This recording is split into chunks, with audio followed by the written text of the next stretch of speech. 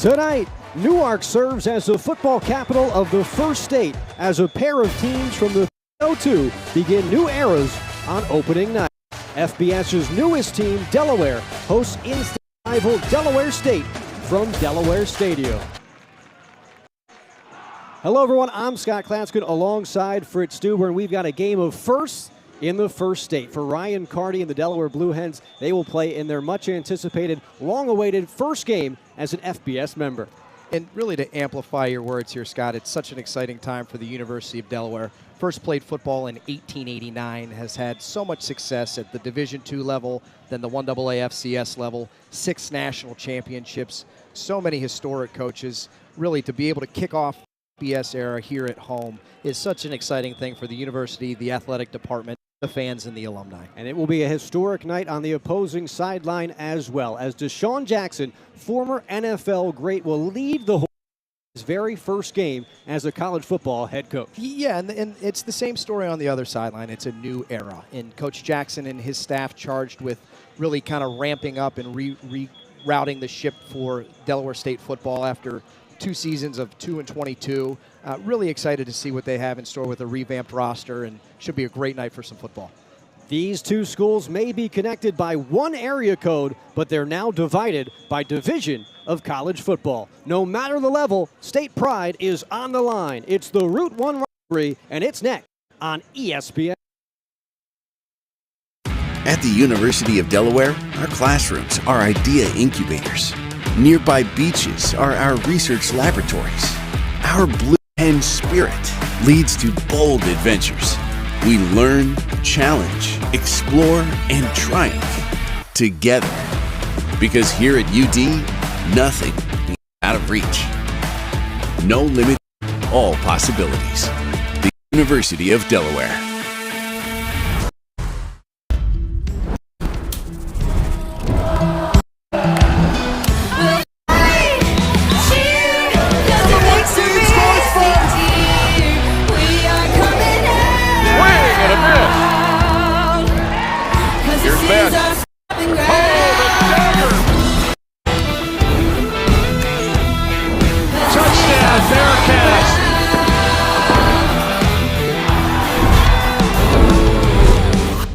CUSA Insider is the official podcast of Conference USA.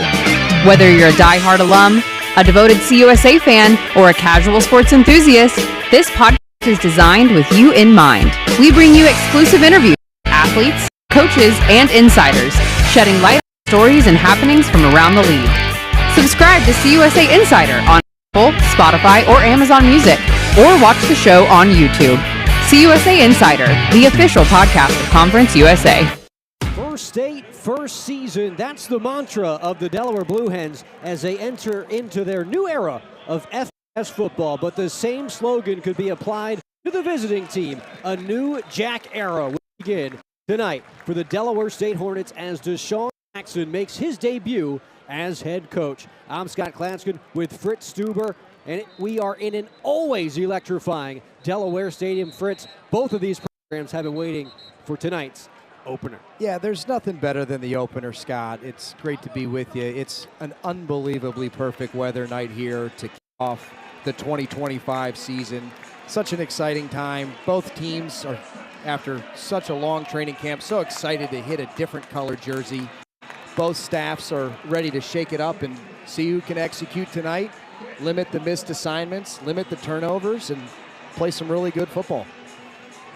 Well, Deshaun Jackson and the Delaware State Hornets won the toss. You'd think the offensive specialist, Jackson, would want the ball first. He's going to defer to the second half. Myson Pollard is back to return for Delaware, who will get the ball first, along with Kyrie Duplessis. And I got to imagine Coach Carty for the Blue Hens is thrilled to get the football first. And a new era of football for the Delaware Blue Hens is underway. It'll start across the 20-yard line, and the Delaware offense will come. Let's spotlight the quarterback. Brought to you by Christiana Care for the love of health. Zach Marker will lead the team out of the field. Yeah, Zach Marker, a very accomplished quarterback. He's finally fully healthy. Very excited with what he can do, both with his legs and with his arm. Great training camp, so really excited to see what he's able to do here execution-wise on the first drive. Marker, the graduate student from Norwalk, Iowa, will take the first snap, and he throws it into traffic. That was nearly a disastrous first play for the Delaware Blue Hens as the pass was broken up by Brian Bates, the guy they love on the defensive side of things. Yeah, Brian Bates, the leader of the Hornets defense, the swarm unit, and this doesn't look fresh from the start here. Certainly not how Delaware wants to start their first play offensively for 2025. Marker completed 55% of his passes a season ago. There's his first of the season to the 29-yard line, and that's Duplessis, the graduate transfer from Coastal Carolina. Yeah, a very talented wide receiver. Coach Carty was thrilled to have him transfer into Delaware. As you can see here, you get a really good look at Marker's arm, throwing it out past the numbers. He's got tools to be a really successful quarterback. It's just a matter of can he execute. 3rd down and 5 here for the Hens on their opening drive. Marker has time, shoots it. Jake Thal, second leading receiver for Delaware a year ago, picks up the first. Yeah, Jake Thal, we'll see him return some punts as well. Really a physical receiver, does a great job here hanging on to the football. Marker lets the play develop. Thal takes a huge hit across the middle there. Big first down for the Hens.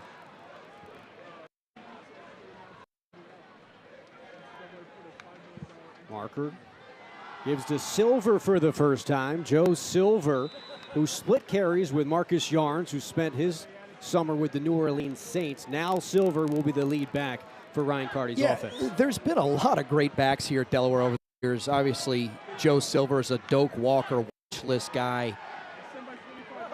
Marker spins it, but throws it high and out of bounds, looking for Sean Wilson, and it was Wilson who caught that first pass of the game, not Duplessis. And here you're starting to see Coach Carty offense playing with a little speed, but back to Joe Silver, a guy that's such a north-south runner, but has a great wiggle both outside of the tackle box and inside of the tackle box.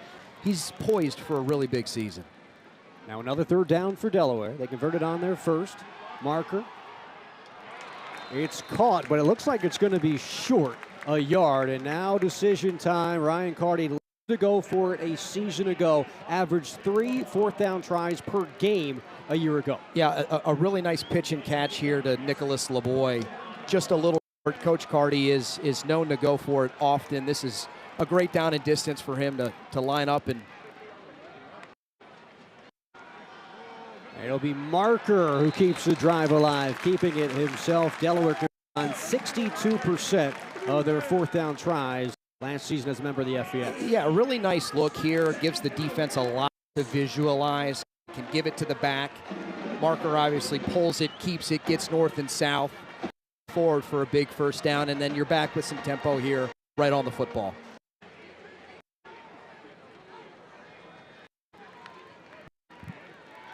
Marker, screen pass dropped by Jakari Kelly, the junior from Gainesville, Florida. So 2 short passes, screens, both incomplete so far for the Hens. Yeah, and screen draws, delays are such a staple in this offense for the Delaware Blue Hens. We're going to see a lot of these. It's early in the season. You're still trying to work out the timing, work out the kinks, but I expect Delaware to continue to do what they think they can do best. Marker this time to sideline. The boy caught the last one, couldn't hold on to that one near the DSU sideline, and again Delaware at 3rd down. Yeah, and now you're 3rd and 10. You're behind the chains. You know, you don't need all 10 necessarily here with just going for it on 4th down. I think if you can get 7 or 8 yards here, you may consider, hey, we're not kicking a field goal from this far out. We have 2 downs here to run a play here that doesn't necessarily have to get across the sticks. So the tight end Whithoff in motion, dumping it down to Duplessis, and he bobbles it at midfield. 4th down and 10. The punt unit will come on for the University of Delaware. They lost their punter from a season ago to injury in Josh Cupid.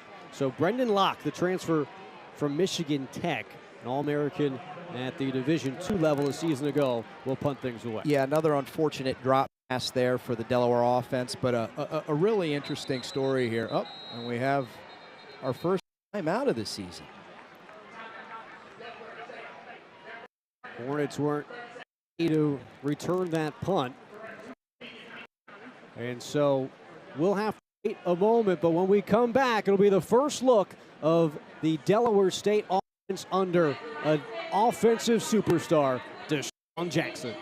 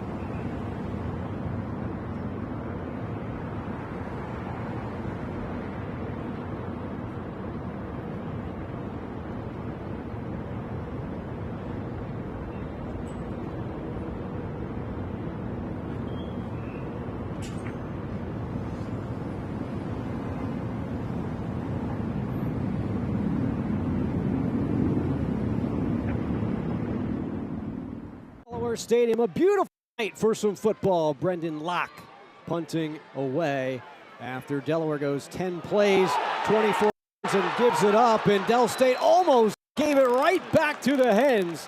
A muffed punt, but they got under it at the 1. Well, Coach Deshaun Jackson, one of the NFL's most prolific punt returners of all time, cannot be thrilled to see this.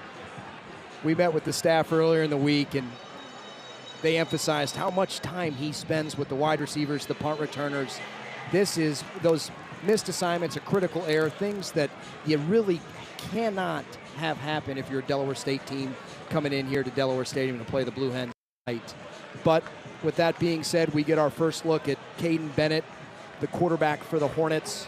Had a prolific career at Sacramento State. His transfer in this season is a full tool quarterback. Can run it, can throw it. A really nice weapon, and this is an interesting formation out of the gate here for the Hornets. Well, he's going to have to go 98 yards if he wants to score on his first drive as a Delaware State Hornet. They got a little bit of room. Marquise Gish is back from an injury that kept most of last year. He's a Delaware native, graduate student. Only 7 attempts a season ago. Only played in 2 games because of a knee injury, but they really like Gillis and are glad he's returned to the lineup. And this only magnifies it being backed up here. The Delaware student section out in full force. Not exactly how you want to start your first possession of the season. Backed up with a hostile crowd. They'll keep it on the ground. And now 3rd and long for Delaware State. Caden Bennett, as you mentioned, the quarterback of Sacramento State. Hornet is to go, still a Hornet. And this time with a New Jersey. And big Keyshawn Hunter in there, the graduate student, has had a really nice career here at Delaware after transferring from Old Dominion. He's so physical up front. Had a boatload of sacks last year. Here we can see the student section rocking. It is packed back there in the south end zone on 3rd down. Bennett lofts it. No one home. And Del State is going to go 3 and out. A good 3 and out here because you don't give up a safety. You don't give up a turnover. You give your defense the opportunity here. We're going to punt the football and protect a little bit. And here we get a pretty nice look at Caden Bennett's arm here. You know, it's probably a two-way go, a stop or we can run a seam, and looks like a slight miscommunication. Maybe he thought the cornerback was even with him. So now backed up punt, critical here to make sure you get the punt off. Jake Thal, second-team All-CAA return man a year ago, is back. Roberts gets it off. It'll bounce.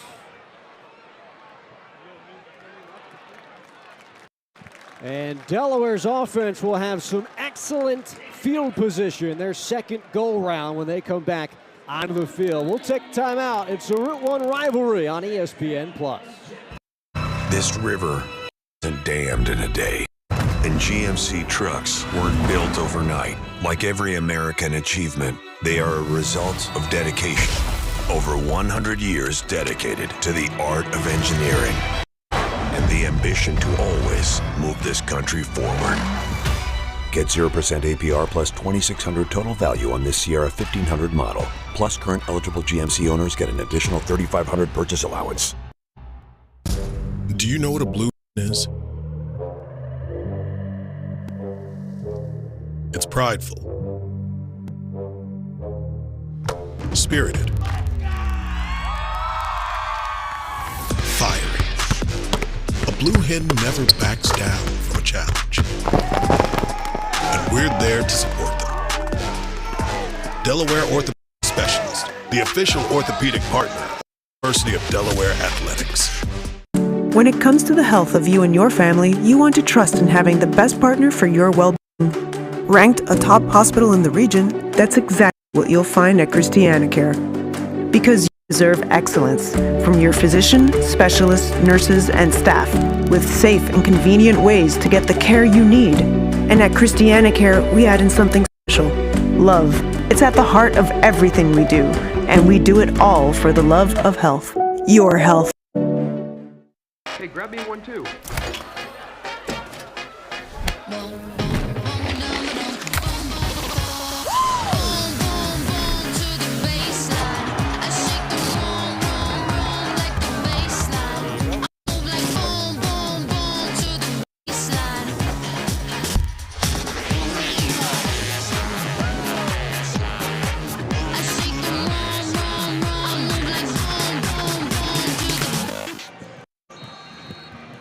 Opening night in Newark. Delaware's offense back on the field after 10 plays and a punt on their opening drive. It'll be Marker again. He's got time. Now he's going to run with the football. He'll pick up first down yardage. That must feel great for Zach Marker after the injury last season really hampered his running ability. I said the magic word, and unfortunately, now Zach is down. You know, you hate to see this here. You can see they're trying to set up a big play, an X play, 20-plus yards, and Marker does a great job of saying, hey, there's nothing there, tucks it, gets a first down, but not sure if it's on the hit or on a cut, but you hate to see that second possession of the game. Quarterback that's had some injury issues in the past. You look at Nick Minicucci, who's played a lot of football games here for the Blue Hens, is a prolific passer, maybe a little less of a mobility than Zach Marker, but a quarterback that's won some football games here.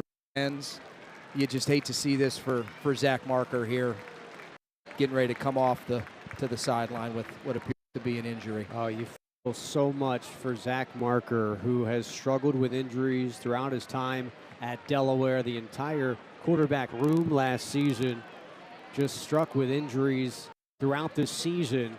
And he came back a season ago after an ACL surgery to return and play quarterback at Delaware. And this was going to be his season to lead from the beginning. And on the first play of the second drive of the game, Marker seemingly out. It'll be Nick Minicucci coming in. And we had a nice picture there. Cardi getting Nick ready. He knows that Nick is prepared. He has a deep quarterback room. This offensive staff does a terrific job of making sure that everybody is ready to play when their name is called upon. And here is Nick's pretty early with 10 minutes to go here in the first quarter. Unfortunately for Delaware, they are very used to having to sub in quarterbacks due to injury. Minicucci looking, throws high for Thaw. He had Jake at the 22, but another incomplete pass. Yeah, he has Jake here if he pulls the trigger early. I really actually like this by Coach Carty to let's get Nick out on the run. Let's get a throw out of the way so he can kind of get into the game. If he pulls the trigger here early, he's got Jake Thaw that really has the ability to catch the ball field, really run into the end zone. So just a timing.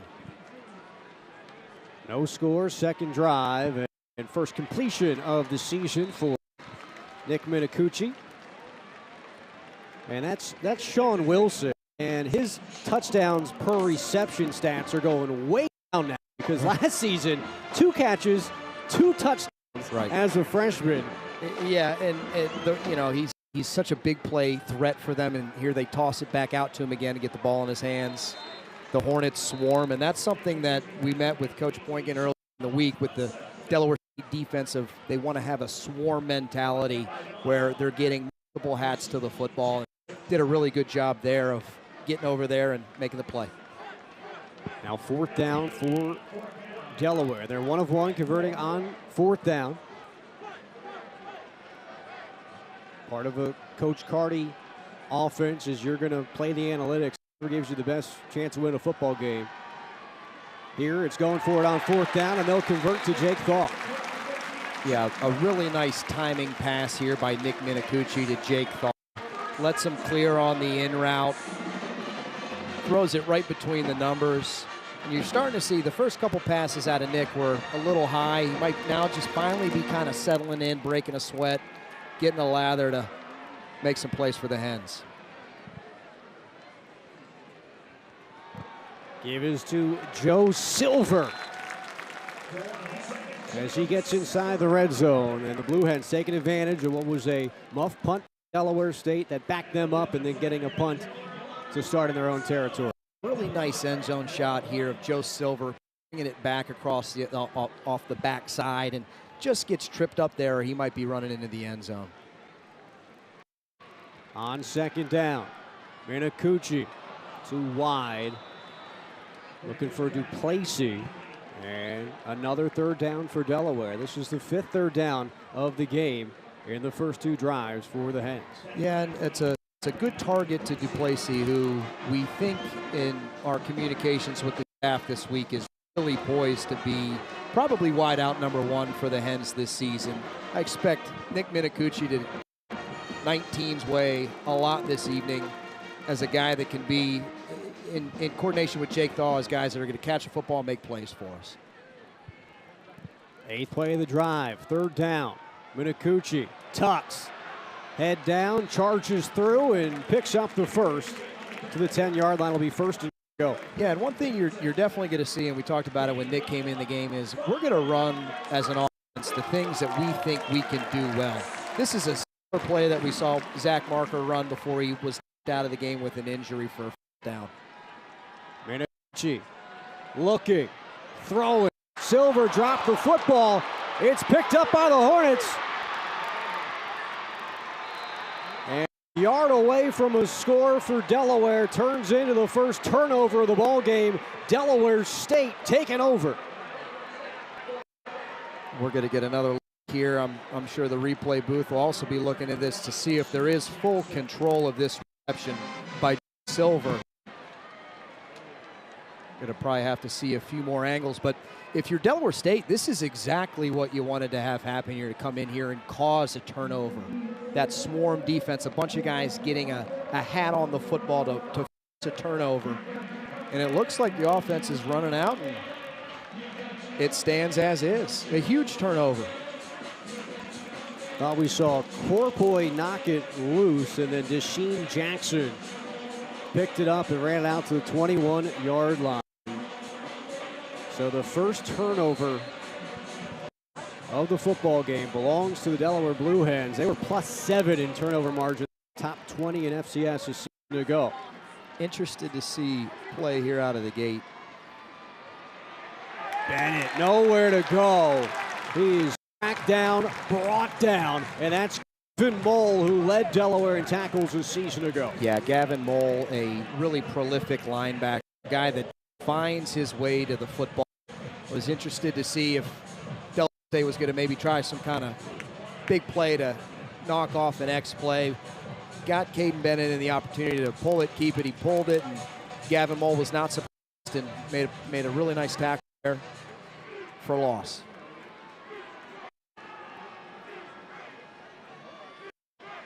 Delaware State keeps it on the ground. Play's over! Play was over, says the referee. And that's big Keyshawn Hunter in the middle, mixing it up. Now we got it. There now we see go. Flags. The referee, Rory Bernard, was coming in on the huddle. And that's or on the tackle, excuse me, trying to break up players. That's all I did. Unsportsmanlike. I'm going to go. number 69 for the Hornets, Justice Johnson, trying to block number 9, Keyshawn Hunter. And Keyshawn's a big man, a hard man to move. And this is something we knew coming into it. Conduct. Offense, number 16. Unsportsmanlike conduct. Defense, number 9. Those fouls offset. This will be the first unsportsmanlike foul of the game toward disqualification for both players. And on the point I was just making, Delaware State felt like up front, those are their guys. That's their big unit. They have some really big guys across the top. Elijah Payne, 6'8", Antoine Delau, 6'7". So they're a physical group up front. We got a sneak peek of it already right there. 3rd down and 9 for Delaware State after the offsetting penalty. No score over halfway through the first quarter. Bennett. Pass is caught, breaking free, running for first down yardage. DSU picks up the 10 they needed. A great play in open field here. They just swing it out to the back, who's able to make Gavin Moll miss, who doesn't miss a ton of tackles. KT Say comes in a little late to make the play. And that's James Jones. As DSU now moving quickly. Some more chippiness up front after the play is over. And if you're Delaware defense right now, let's take a breath. Let's make a stop. Let's make a tackle for loss, something that can slow this down a little bit for us. Up the gut, pounding through. They needed 6, and they got 6 more yards. So DSU putting together a drive here after the turnover. Yeah, starting to play with a little tempo as well, which has obviously got the Delaware defense a bit on their heels. This is just right behind the center.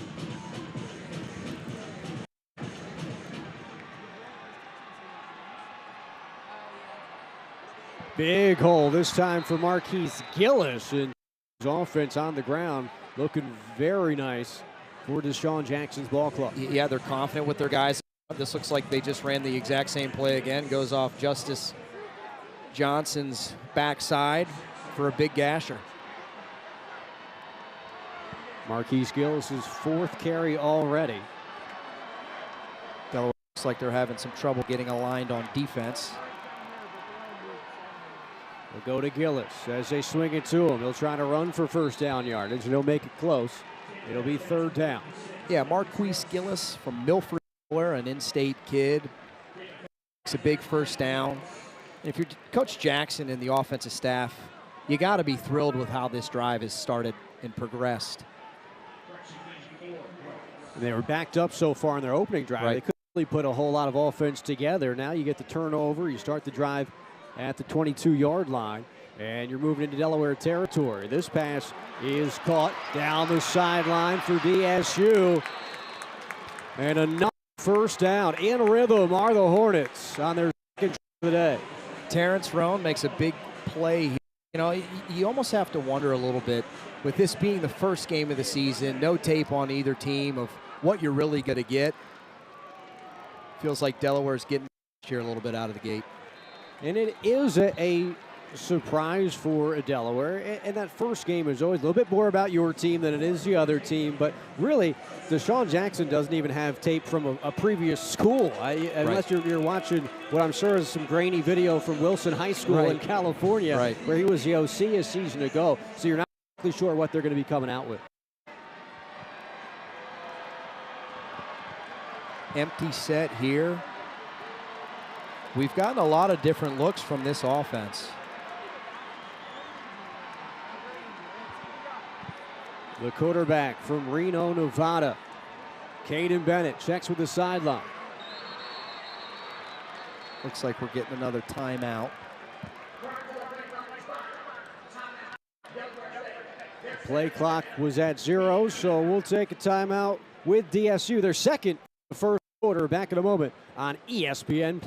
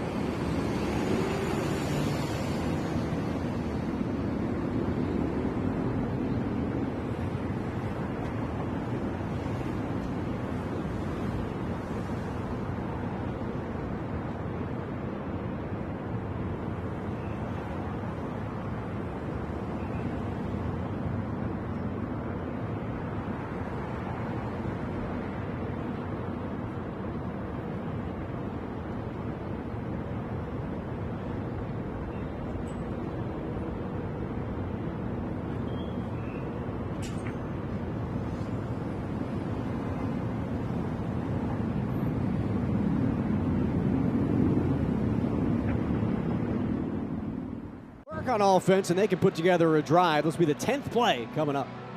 Yeah, when we met with Coach Nemo Washington, the offensive coordinator, he was so excited to be able to give his guys the opportunity to go out and execute, and so far they have here, Scott. On second down, pass is caught, and it's Delaware swarming to the football to take a mantra out of the DSU defensive playbook. In a very timely play for the Delaware defense, brings up 3rd and long. A 3-by empty set. We're going to run an internal screen there. A bunch of Blue Hens rally to the football. A huge down, obviously, for both DSU and UD here.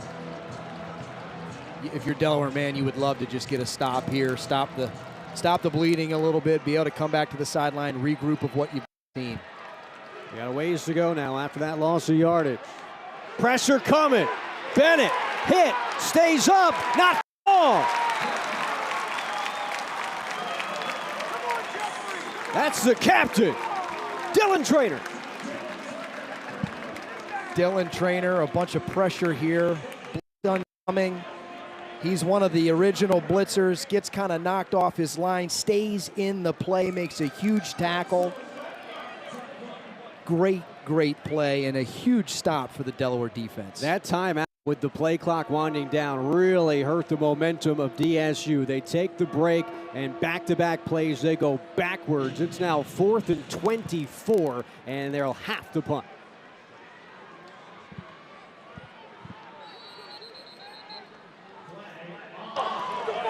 Delay of game. Offense. 5-yard penalty, still 4th down. Not the worst, given Dyson Roberts, a transfer from South Carolina State. Yeah, not the worst at all there, Scott. It's much better than not having guys on the same page, and you're going to see a lot of this throughout all of week 1 across all of college football. Teams are rusty. It's the first game of the year. Let's make sure we get aligned and execute the play. Second punt of the day. caught by Jake Thaw, and it is great to have someone so steady back there for the Blue Hens on special teams. He really is. He's a terrific punt returner, does a great job of fielding the football, which is such an important trait in a punt returner. You see it all over across all levels of football where guys just don't field the punt. The punt hits and rolls, and you waste 20, 30 yards. It's really simple. Get under it and catch the ball. As we're getting another look here, Nick Minicucci coming for a really important drive here if you're the University of Delaware with only a $1:18 here on the first quarter clock. No score in the first quarter of action. Nick Minicucci, the quarterback. Byron Ellison gets his first touch as a Delaware Blue Hen. The transfer from Tulsa rushed for 353 yards a season ago, and the sophomore from Dallas, Texas, with the first carry. Yeah, very excited about what Ellison can bring to the backfield in a kind of 1-2 punch with Joe Silver. Obviously getting a series here of work. Minicucci to the air. Far side of the field, it's caught. Another third down for Delaware, and that's Nicholas LeBoy's second catch of the game. Transferred from Cornell, where he had a lot of success 2 seasons ago. Yeah, just a simple hitch route here out to LeBoy, who's able to make a play. Brings up a third and manageable, but this feels like a must conversion if you're Delaware. Nick Minicucci at quarterback. Zach Marker got the start, and he was injured on his first rushing attempt of the game. In comes Nick Minicucci to start. He knows all too well on the run towards the sideline. Brandon Raymond with his first catch as a hen. Came over from West Virginia, and he'll have enough to move the chain. Yeah, this is a really nice sprint out play here by Coach Carty. Gives Nick Minicucci a couple windows to look at. A really nice tiptoe grab here for a first down. We've got 1 quarter. That's the in end the of the books. first quarter. Timeout. No score, though, here at Delaware Stadium. It's a Route 1 rivalry on ESPN+.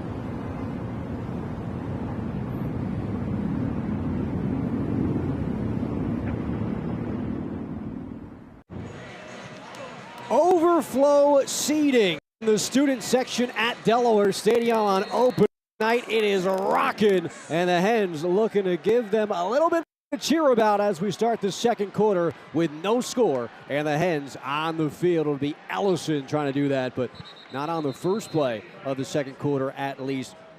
Full stadium packed in the student section in the south end zone. Overflow seating in sections N and M. The students are out and rocking here tonight. Yeah, I mean, I don't know how you wouldn't want to be outside taking in a football game tonight. I mean, this is late September weather that we're getting here. This is really a beautiful night and a great way to kick off the college football season. You know what else gets the students out? I'll tell you, after Nick Minicucci drops back to pass, it's going to be a penalty flag down, but a pass caught at midfield. Jakari Kelly went up to get it. I think, unfortunately, this is coming back for a hold, but a really nice pitch and catch. Holding. Yeah. Offense, number 75. 10-yard penalty from the previous spot. Second down. That's Noah Roshak, the transfer from Syracuse. His first game as a Delaware Blue Hen. It negates what was a beautiful pitch and catch for 24 yards from Nick Minicucci to Jakari Kelly. The student section, Fritz. Ryan Carty buying pizza for everybody. Hey, what's better than free pizza? I mean, come on. Not much when you're a college student. Oh, I bet there's a lot of college kids down there that are absolutely thrilled with Coach Carty. Interim athletic director George Skolnick chipping in as well.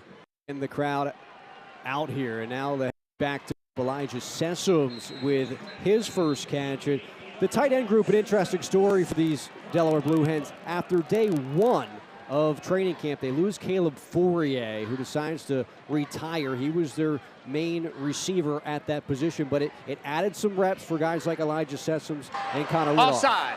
Defense, number 90. 5-yard penalty from the previous spot. Second down.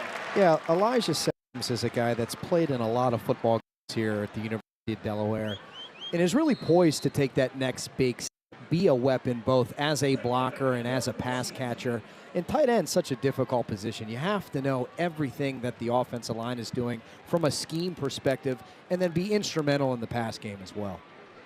From right near the campus of Delaware State, Dover, Delaware native is Elijah Sessoms. After the penalty, it's Minicucci, ball in the air, nearly intercepted, but out of the grasp of the Delaware State Hornets. That would have been the second turnover of the night already for the Hens. Yeah, we're going to get a nice picture here in Nick's arm strength that he tries to rip one in there. Still a little bit high on his passes so far this evening.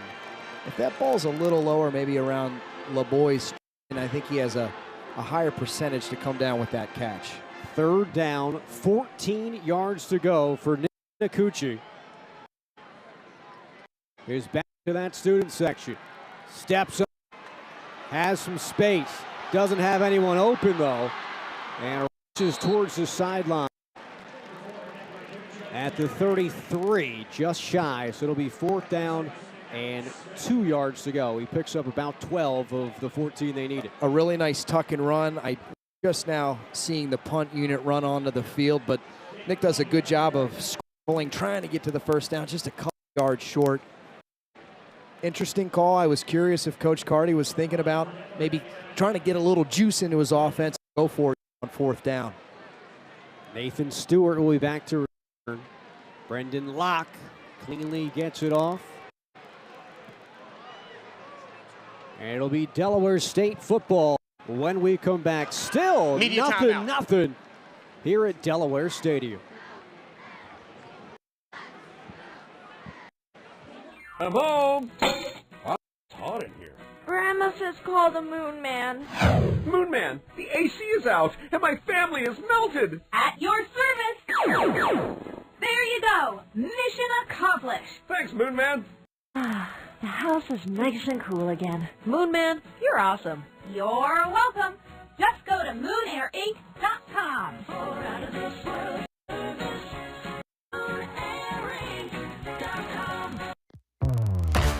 What is Easter Seals? What is Easter Seals? Easter Seals provides services that give children the power to succeed. Disabilities a place in their community. Seniors and caregivers the support that they need. Easter Seals Delaware and Maryland's Eastern Shore is changing lives every day. Are you raising a family? Caring for a parent? Know someone with a disability? Easter Seals is here for you. Look us up.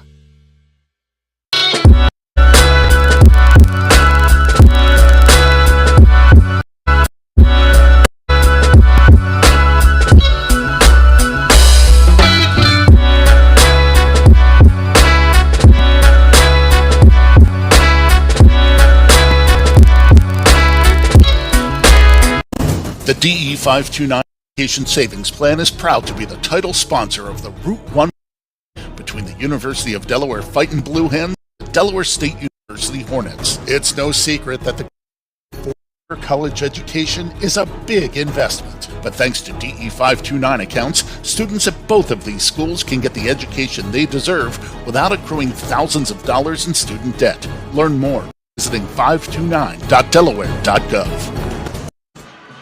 Crowd's loving it. Not quite in love with the score quite yet, though, here at Delaware Stadium. Nothing. Delaware back on offense. Not only is Deshaun Jackson the head coach of this Del State team, Clinton Portis on the coaching staff, coaching in that running back group. They got to be proud of what their offense has done so far in this one. Caden Bennett with some time, incomplete. How about that? You go to Delaware State University, and now all of a sudden you've got two of some all-timers coaching you up. Yeah, it's pretty unique, really, for a college program to have that much NFL talent on the rosters. We get a nice replay here. Bennett and the receiver. But not only that, the offensive coordinator, Nemo Washington, spending last season with the Browns, some of his mentors that he shared with us, Deuce Staley, obviously a great running back for the Philadelphia Eagles, Kevin Stefanski, the coach of the Browns. There's a lot of guys with a lot of experience on this Delaware State team. Clinton Portis going to be proud of this one. Rumbling down into Delaware territory is Marquis Gillis, the graduate student from here in Delaware, a Milford native. And I feel like this, without seeing the replay, we have this is a little draw delay with lets the blocking take advantage up front where he's able to just puncture and go right off Justice Johnson's behind again. I mean, these are puncture big plays, and the Delaware defense is absolutely reeling right now. Some momentum for the Hornets, so keep it on the ground. James Jones, a transfer from Louisiana Monroe, where he had 336 yards a season ago. That was a 31-yard rush. Yeah, it's getting a little chippy again, and we'll get a really good look of some of the big boys up front for Delaware State. And if you're Delaware, you need one of your guys. You need Gavin Mole. You need a Dylan Trainer, somebody to step up, make a big play, a turnover, a tackle for loss, maybe another sack that we saw Dylan make a couple series ago. Somebody's going to have to be the leader on the defense, and this is what you get in an opening week. Could be Scott, who's a pretty good defender for the Hens. 3 plays, 33 yards thus far for Delaware State, and they've had play clock issues twice now in the first prior to the football game. Timeout, Delaware State. Their third and final timeout of the half. Media timeout. No more timeouts for Delaware State. Take one right here at Delaware Stadium. The Hornets driving, no score in Newark.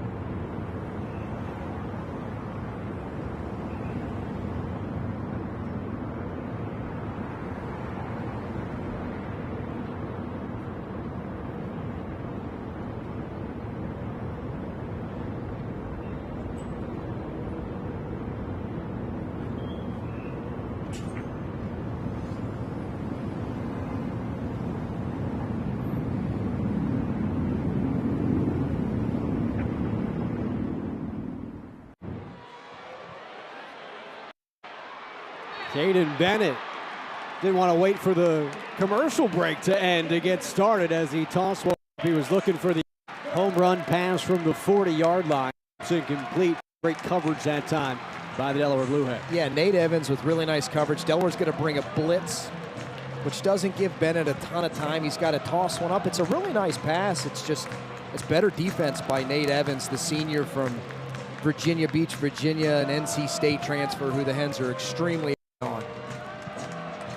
Brings up 3rd and long, Scott. Need a stop if you're the Hens. Hornets 1 of 3 on 3rd down tonight. It'll be Bennett. He's got to beat Price. Does so and picks up the first. Oh, he might mark a little short. It was a tough act. It's going to be close. And certainly here, if you're Delaware State, doesn't look like they're punting. Here you get a real look at Bennett's legs. He beats Kyer Price off to the edge. And it looks like he does step out just a touch short. Quickly to the line on 4th down. A yard. The previous play is under further review to determine if the runner made the line of game. So they will take a look at the run by Caden Bennett. It was a push out by Nair Domini, the junior from Jersey City, New Jersey, a place Ryan Carty, the state of New Jersey, recruits so well from. And how about Deshaun Jackson? We talked to Deshaun earlier in the week. He was great to spend some time with us and told some great stories about inspiration. We asked him, why now? Why Delaware State? And he said he called who he thinks of as a second father to me, Andy Reid. His big brother, Deion Sanders, who the Hens will know a thing about next week when they go to Colorado. And Sean McVay. Remember, Deshaun Jackson was a member of that Super Bowl winning Rams team in 2022 prior to the playoffs. Didn't stay with him the whole ride, but those were his 3 most influential people that got him to say yes. Yeah, and first and foremost, Coach can go with the drip here. I mean, come on. But to your point, Scott, we asked him, Coach, what made you come and leave high school and come to Delaware State? What made you want to do this?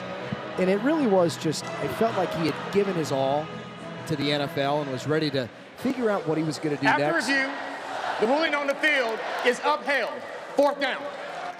He really was looking, what am I going to do next? So I'm coaching high school football. He had turned Delaware State down. He told us, he was pretty frank about it twice. And finally said, I've gotten so much from my mentors and the people that helped me in my life that it's now my turn to do the same. And he's really doing that down in Dover at Delaware State University. Well, 3rd time was the charm for Delaware State, calling up Deshaun Jackson. We'll see if 4th down is the charm for Delaware State. Caden Bennett waiting the snap from the big fella from Virginia, Justice Johnson. They need a yard. And Gillis gives a yard and a whole lot more. First season, first score goes to Delaware State University. And the first touchdown under Deshaun Jackson comes from 33 yards out. Marquise Gillis, the Milford, Delaware product, patient, punctures, scores. Huge play. Holding. Offense. It's coming Number back. 69. Oh, it's coming back. Foul. The play still results in a 1st down. And so there's a hold there late that Justice Johnson probably doesn't need to make. We missed the flag here. Maybe we'll get a look of it here on the replay. He picks hops over off of Keyshawn Hunter, and then he does. He grabs Gavin Mole, and those hands are outside. He's grabbing a lot of jersey there. That's a nice see by the umpire, which obviously spurs the touchdown. It was after he picked up the yard, I suppose, because they're giving him 1st down yardage, but it negates a huge burst from Marquise Gillis. And now we have a new quarterback in for Delaware State. That's Jaden Salray, the transfer from Maryland. And we talked with Coach Nemo Washington earlier in the week. He said you might see 2 quarterbacks play in this one. Yeah, not only 2 for, I'm playing quarterback now it's my turn, but 2 on the field at the exact same time. So we felt like we might see a lot of different wrinkles. This is an interesting time in this possession to bring in another cue. What a penalty that is for Delaware State. Because now Jones spinning out of would-be tacklers and gets to the sideline. I'll tell you, Delaware State is bringing the energy on the road in this Route 1 rivalry. Bringing the energy and really executing their offense. Out for an injured player. Maybe even more important as we have what appears to be a...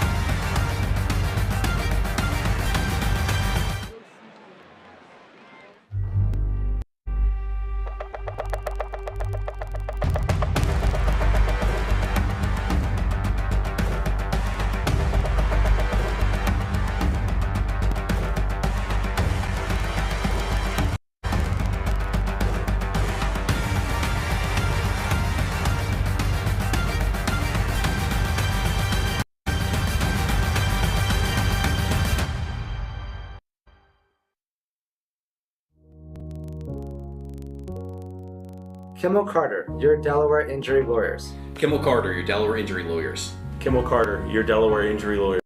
Kimmel Carter, Delaware injury lawyers. Kimmel Carter, your Delaware injury lawyers. Kimmel Carter, your Delaware injury lawyers. Kimmel Carter, your Delaware injury lawyers. Kimmel Carter, your Delaware injury lawyers. Kimmel Carter, your Delaware injury lawyers.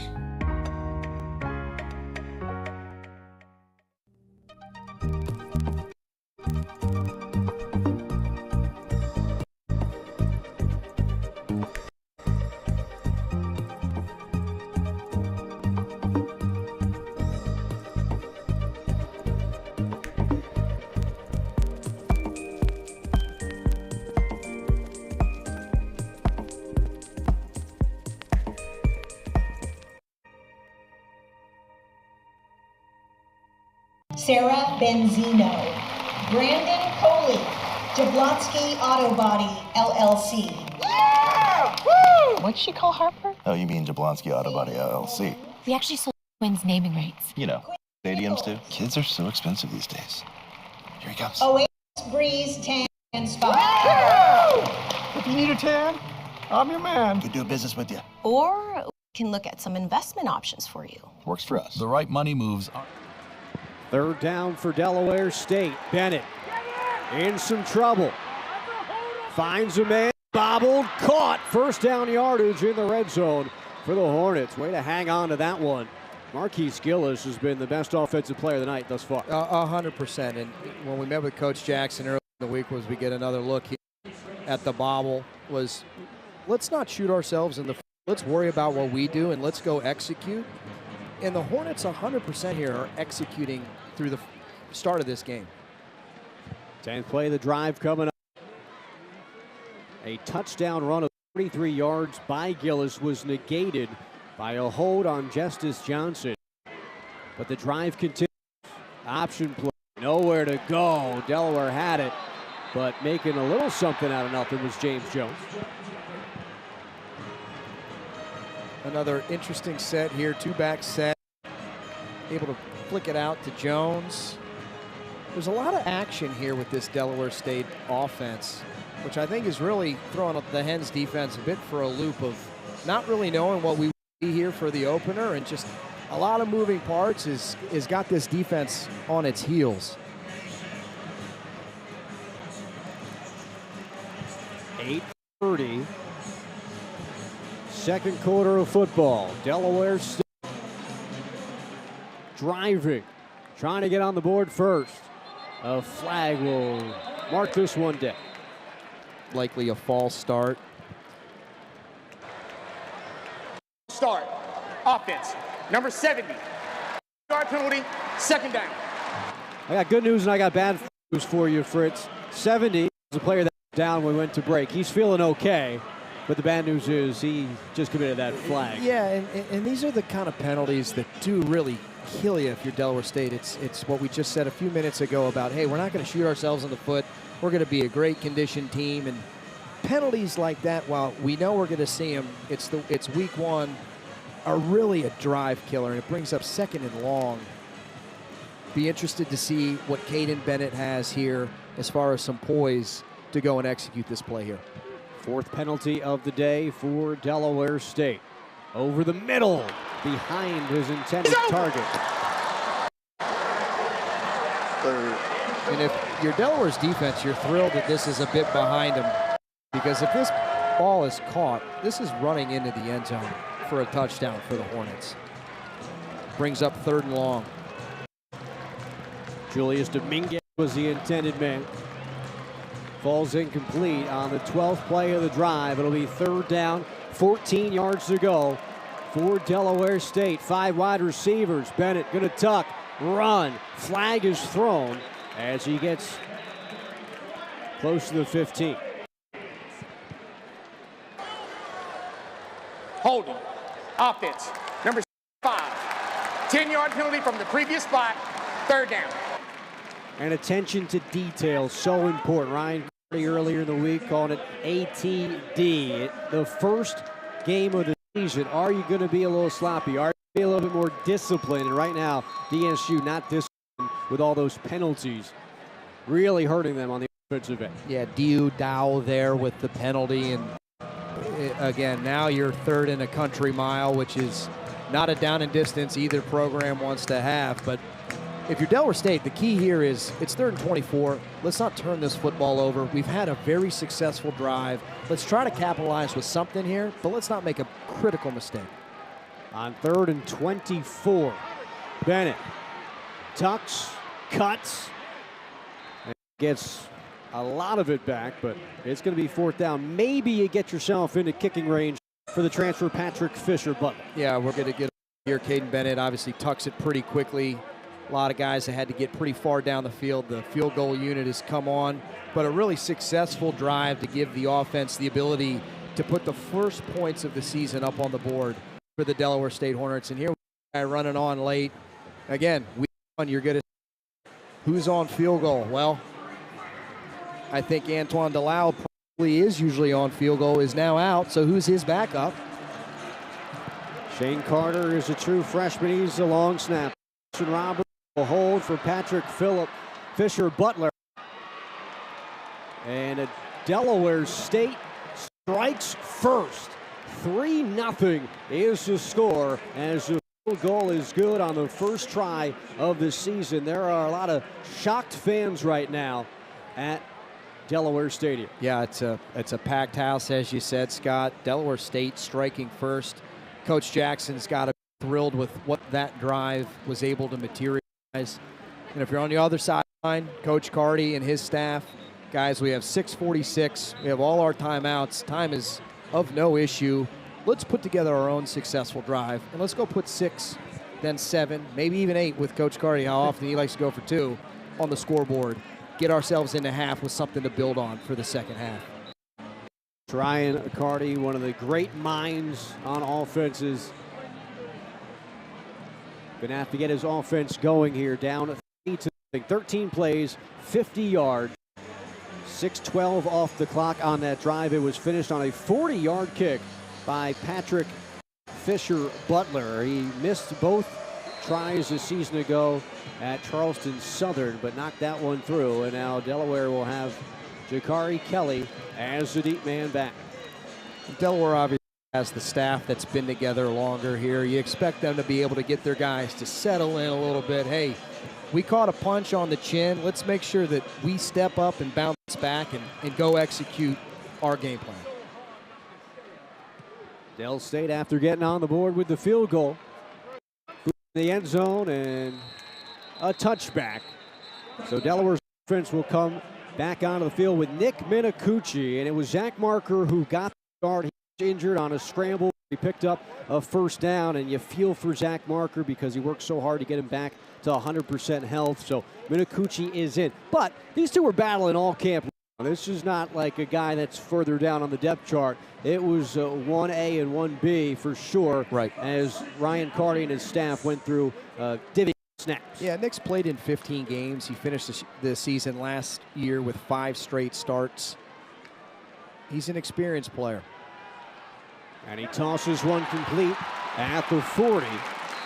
The 45-yard line. You like to see that on the first play of the drive. Sean Wilson with his third catch of the night. Yeah, Sean Wilson, a nice pitch, a nice catch, a little rhythm. Let's get this offense into a little bit of a mode. We have a little bit of tempo here. Things that I'm not surprised that Coach Carty came out and is trying to execute.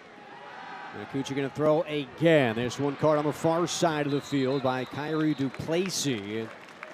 Coach Carty really likes Duplessis, played several seasons at Coastal Carolina, 39 games coming into this season. But Carty's saying you gotta see what he can do in a game, though, and he's had a good start. He certainly has a great X receiver, a guy that can play outside the numbers and make a lot of big plays. To the air again, Minicucci lobbing this time, and what a catch on the far sideline. Q there can make a lot of big plays. Kyrie Duplessis makes a wonderful one-handed grab here as we get another look at this one.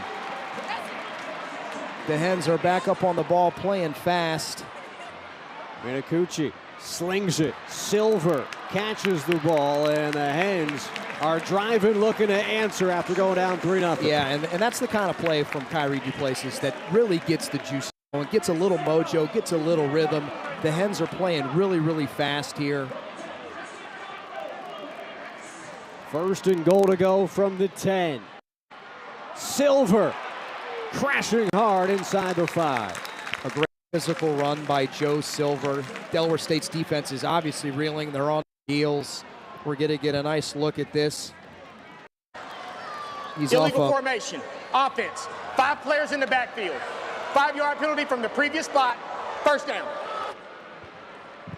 Both of these teams now having penalties that have hurt momentum. Delaware was on the go, first and goal to go, and that one will send them backwards to the 15. Yeah, when we met with Coach Carty, we knew we would see misalignments, mistakes like this, and it's just how can you not magnify it? And you have them, that ball's on the 2-yard line.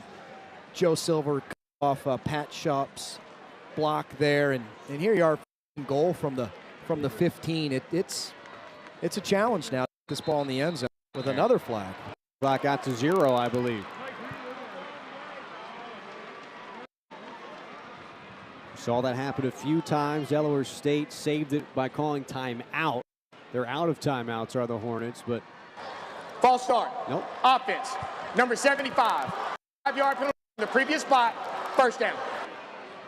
Back-to-back penalties for a team that was first in the CAA a season ago in terms of least penalized football team. Yeah, and that's on Noah Roshak, the Syracuse transfer. That's his second one. Guy filling in here tonight, right tackle. Top 100 guard from 2024. Good player, just got to lock in. Minicucci pumps, looks, fires, caught. That's the big fella in the middle of the field, Elijah Sessel. And Nick Minicucci's going to do a terrific job here of being patient. He doesn't like his first read. He knows he's got Sessels, who's a consistent player, who's going to take a big hit from Nathan Stewart. Sorry, that's Christian Grant, the safety. Sessoms in motion now. Minicucci going to keep at the 5. Minicucci head down, powers in. And you can see how fired up the Hens are there. What a physical run by Nick Minicucci. He absolutely juiced. That was a quick answer, Scott. That was less than 3 minutes, I think, there in that drive. Big chunk X plays. Brings Sessoms in motion. Doesn't like it. Maybe it's a draw right off the bat, and I think it actually is. With Fitan Bros up front. And what a finish by Nick Minicucci to get that ball into the end zone. That is something that Delaware preaches, and he is fired up. Finish. Delaware talks about that all the time, and what a play to get Delaware back and on for the first time. See Nate Reed with the extra point try. He was The previous play is under further review to determine if the goal line was crossed. Well, I think this one will be fairly quick by our vantage point up here in the box, Scott. I think this is a clear-cut touchdown, but maybe we missed something like the... Now, all scoring plays are reviewed, but I didn't think this one was in need of anything extra. We'll take a look here as you just Sesson went in motion, and Minicucci. Yeah, this is one of the toughest guys you're going to find, and you're seeing it right here. Yeah, it is a straight draw. Boy, he's not even lower than the lower man, and yeah, I think he's on top of Christian Garrett there. I don't see a knee down from that angle by any means. Kind of a shrug as Coach Ryan Carty talks with Chris Stewart. He's saying that's an easy one. Yeah, and Chris Stewart's got to be happy about that one. That's the strength coach. Yeah, right. I mean, hey, as Bill Parcells used to say, you live those damn weights over the summer. Let's go and put it on the football field, and Nick Minicucci did right there. After review, the ruling on the field of a touchdown is upheld. 8-yard touchdown for Nick Minicucci.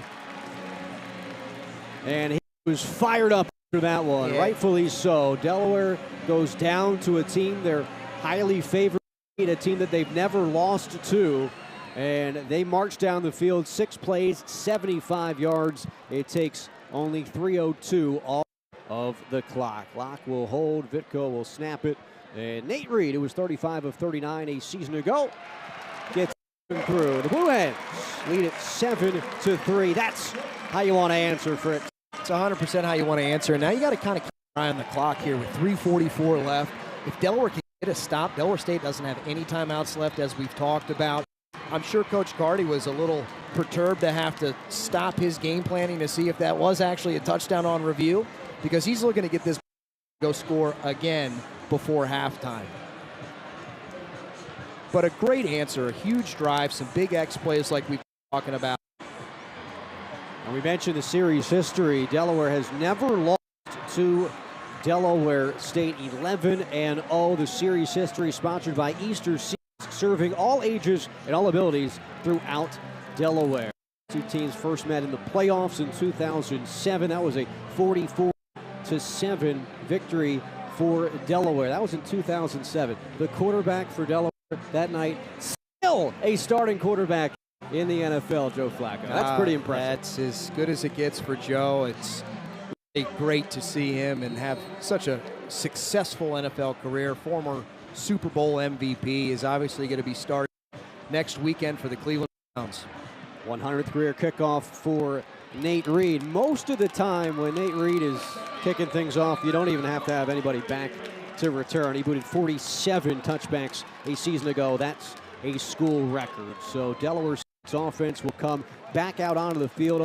100 yards of total offense so far for DSU, 82 of those on the ground. I've been impressed with Marquise Gillis. This is a guy that Delaware State has been waiting to come back healthy. Big campaign 2 seasons ago. He was the MEAC Rookie of the Year in 2022, and now tonight, 6 carries, 53 yards, and that didn't count the 33-yard touchdown that was called back to the hole. No, it's you're absolutely right, Scott, and he's had a great first half. I'm surprised for Delaware State that we haven't seen Ryan Pelham, who... Delay of game. Offense. Yard penalty, first down. Can't have that. After a kickoff sails into the end zone, you got to have your groupings ready. You got to get out there and snap the football. Too many penalties right now for Delaware State. You can't continue to kick yourself in the foot against an FBS program. Yeah, they're doing a great job of getting the ball in their playmakers' hands. But, you know, it's 2 steps forward, 1 step back. And that's just, those are backbreakers. You know, it'd be a 7-7 game if we don't have that penalty on Justice Johnson for Gillis' touchdown. It was a forward pass. It was close, but it was a forward pass to Kobe Boykin that falls incomplete. Caden Bennett his 10th try of the night. Not only that, it stops the clock. So the clock is, for Coach Carty and for Coach Jackson here, the clock is in play and something that's in the back of the mind at all times here. Hey, that took 2-3 seconds off the clock. We're now 2nd and 15 because of the penalty. If you're Delaware, you're poised here to make a big stop to get this football back with plenty of time and timeouts to go score again. And that 2-minute time as well, as Delaware stuffs the Hornets on second down, and over 2 minutes is a lifetime for a Ryan Carty offense. They have X plays, explosive plays. We haven't seen it tonight, the one big catch we saw from Duplessis, but don't give Ryan Carty time to operate on the offensive side. No, he needs about 15 seconds to get the ball all the way down the field. How long can you sprint from end zone to end zone, you know? But that's a nice play there by Gavin Mole. Brings up 3rd and 12. If you're Delaware State, you're tick, tick, tick, tick. Let's get as much time off of that clock as possible, but let's also not make a critical turnover here as well.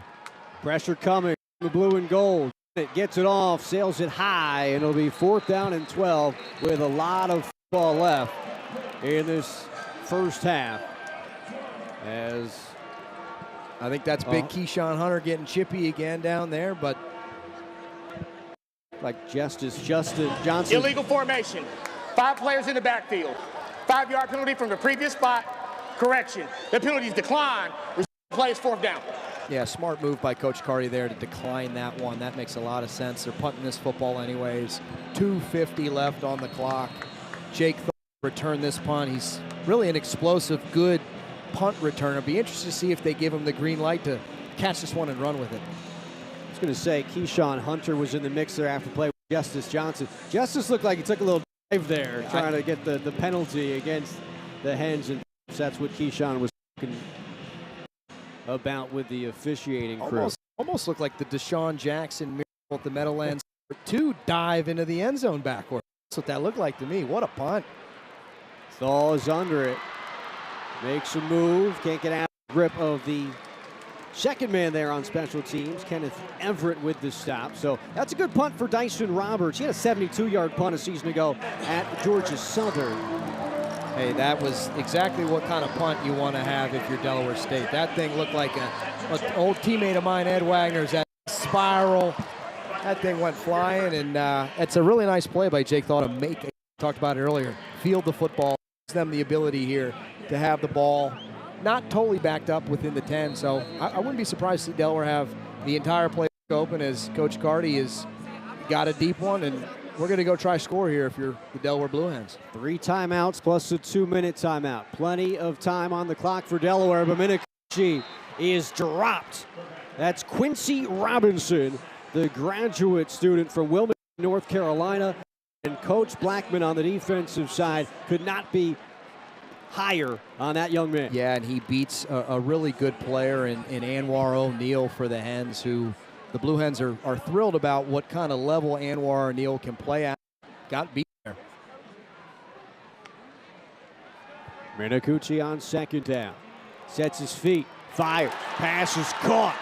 Almost first down yardage, first catch of the season for Connor Whittoff. He had a catch last year against Sacred Heart for the Hens. And that'll bring us a 2-minute timeout. It's not a warning in college football. Nobody gets warned, but it is a 2-minute timeout. They implemented a season ago. We'll take a break. Hens up 7-3 at Delaware Stadium.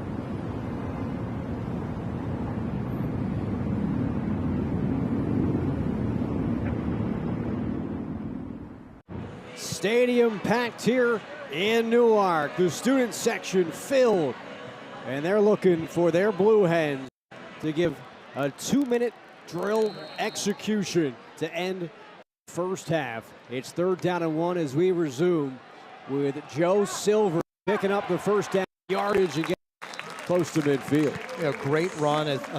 You must convert that one. It feels a little dicey to have to go for that on 4th down. Get Joe Silver running north, and now we're back to the ball with a little tempo. 1st down and 10, 1:41, 2nd quarter clock. Minicucci again. Silver catches, tiptoes a bit, and gets into Delaware State territory. Yeah, great catch there by Joe Silver. That ball is pulling him really almost in the opposite direction, right around the sideline, to be able to bring that one in, keep his foot in bounds, and maybe get another yard or two. 7-yard completion. Stops the clock.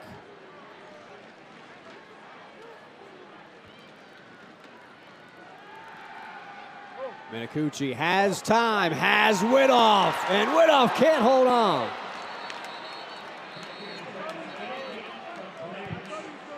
Widoff just unable to bring this ball in. He's wide open down the seam. Big shot, a really nice route, wide open, flashes for it, and gets stoned hard by Wayne Favors, the cornerback. Was 2 interceptions last year, 1st on the team. Give him a pass break up there. The redshirt junior from Miami brings up another 3rd down, a critical 3rd and manageable for the Blue Hens. Thaw in motion this time on 3rd down. Minicucci gets the first for Delaware. Good pitch, good catch, going back to 1-9. Duplessis has become kind of his guy here. 8 different receivers for the Blue Hens so far. Makes a nice grab in traffic there on a little hitch route. Is able to fall forward for another couple yards. 1st down. 1:23 on the clock.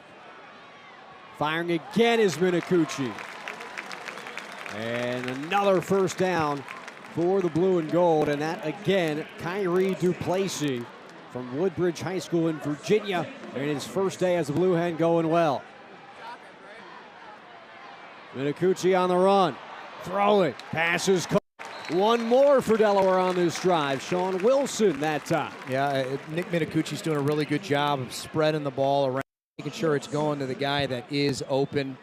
He's got a few looks. He plays off the right side, doesn't see anything he likes, brings it all the way back around. Probably had Duplessis open across on a drag. But a nice find to find Sean Wilson. Brings up 2nd and 1. Knocking on the door here for another touchdown. Approaching the 1-minute mark of the 2nd quarter. Minicucci's look good. He'll keep again. Pump it. He's got 1 rushing touchdown. Slides this time at the 5. Smart play there. Get down. Don't take a huge hit. Maybe get a fumble. Time is of no concern here. You have all your timeouts. Does a nice job. He is a fit kid. We saw that with the touchdown run. Smart to get down on the ground there. We're 1st and goal. 1st and 7 from the 7. Are able to punch this one in for 6. Goal to go. High snap. Gives to Silver. He's wrapped up right away. That was Jaden Mifflin, Delaware native from Sussex Tech High School. Yeah, really nice play there. Timeout, Delaware. Their first timeout of the half. 30 seconds. Nice play there by Mifflin. And a timeout taken by Delaware. They'll have 2 more timeouts remaining. 37 seconds left to go in this first half. A score here would go a long way. I don't think there's any worry on the Blue Hen sideline. They've been a second-half team at times, really putting together some great second halves under Ryan Carty. But maybe for the fan base, a little breathing room would go a long way, because this is about as tight of a football game as this series has ever had. Yeah, you know, the previous 11 meetings, the Hens have won by double digits in every single one. When I was on the team here and then as a coach, I don't really remember one ever even feeling this close. But hey, the 12th is different. You got Deshaun Jackson, you got FBS for the Delaware Blue Hens. It's a different era. Out of the timeout. Silver is the back. Minicucci dropped at the 15-yard line. There is a flag on the play, as the sack was made by Alexander Cobbs. Cobb's the San Jose State transfer. I'll be interested to see what this flag is. It's looking like it might be on the secondary of the Hornets. Right on the 1 yard line. Be interested to see if this is maybe a defensive holding, a pass interference. Tell you what, Rory Bernard, the man on our screen, has had a busy day so far. Yeah, we've heard a lot. Yeah, the white hat is in action. He should get a pizza from Coach Cardi. Let me tell you, he's burning calories. Give him some carbs at halftime. I don't think Coach Cardi's been one to. Illegal substitution. Defense. 12 players in formation. The penalty is 5 yards. It's still second down. Please reset the game clock to 37 seconds. I don't know if he's been making nice with officials handing out pizza, but a conversation there. The clock will start on the snap. That the call went his Correction. way. The penalty was half the distance to the goal. Half the distance to the goal. Second down. Well, 12 is too many, and if you're playing bingo at home, we've had a lot of different penalties. Too many men on the field is one. Go ahead and set that on your bingo card tonight, but brings up 2nd and 3 from the 3. Medici, end zone, touchdown! It's the first as a Blue Hen for Kyrie Duplessis, who now has 7 catches in the first half. Nice to see Kyrie Duplessis rewarded, making a lot of big plays here in the first half. Really been the go-to guy for the Blue Hens. Able to get his first touchdown here, hits pay dirt.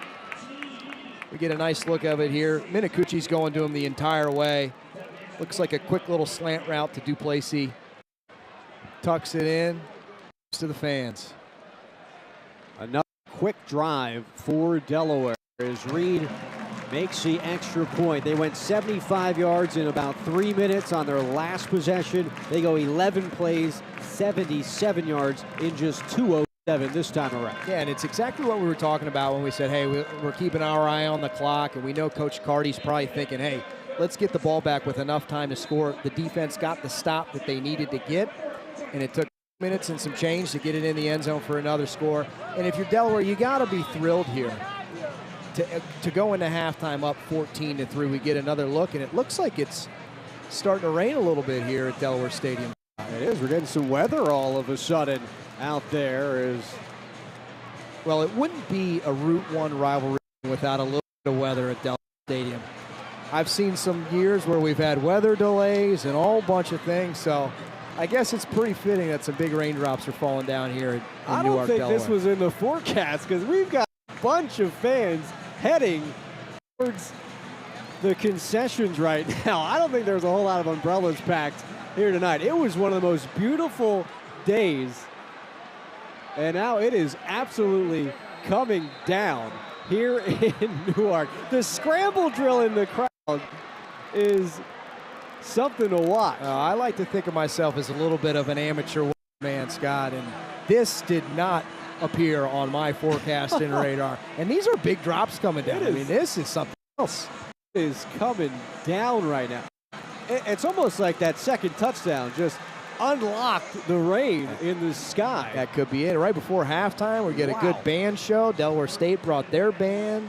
But you're right. I don't want to jinx lightning or anything like that. But Delaware had about a 9-minute lightning delay in game 1 a season ago against Bryant. And you mentioned Delaware State. Delaware was postponed a long time ago. I had to play on a Sunday afternoon. So DSU going to take it into the locker room. They've had some highs. They've certainly had some lows with the penalties, but they were up 3-0 before Delaware scored at 14 unanswered. Fritz, your thoughts on the first 30 minutes? Yeah, my thoughts for Delaware State is, hey, you shot yourself in the foot a little bit with penalties, but they've proven they're a well-conditioned team, a team that can make a lot of plays, can get the ball in the end zone. It's going to be a matter of can they limit the mistakes in the second half. Well, Delaware scores on their 2 possessions of the first half and lead it 14-3. We are at the break at what is now a very rainy Delaware Stadium. Hens lead by even at the half.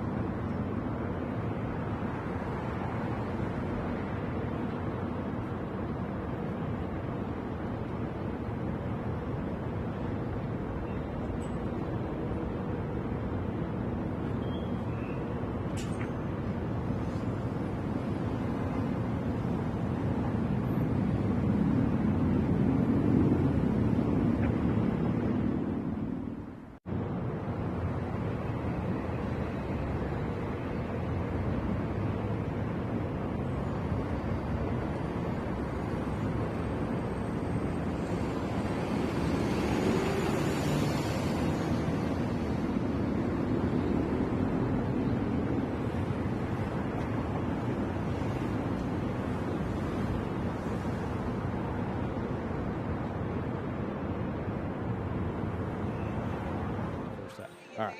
And then I'll give you, all right.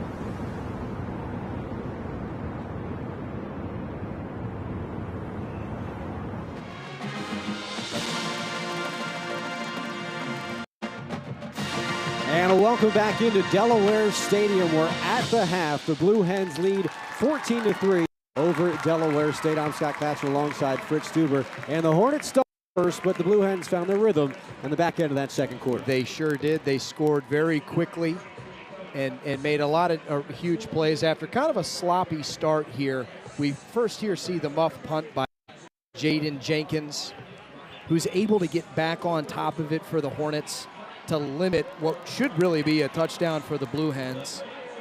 And the ball's slippery out of the gate here. We're then seeing Joe Silver, who also fumbles for the Hens. Gonna get a look of it here. A lot of fumbles down by that goal line this evening, which gave Delaware State here a lot of momentum to be able to start playing fast, but they just magnified it with some mistakes. Here we get a big play, but too many penalties, too many missed assignments. Here's a sack by Dylan Traynor, who doesn't give up on the football play. Nick Minicucci, who obviously had to step in for an injured Zach Parker, finishes here for a huge touchdown to give the Blue Hens some momentum. And then he found his guy who became one of his bigger playmakers in the second half in the first half in Duplessis, here for a touchdown on a quick slant, a great move to get into the end zone. And he's been Delaware's big playmaker here.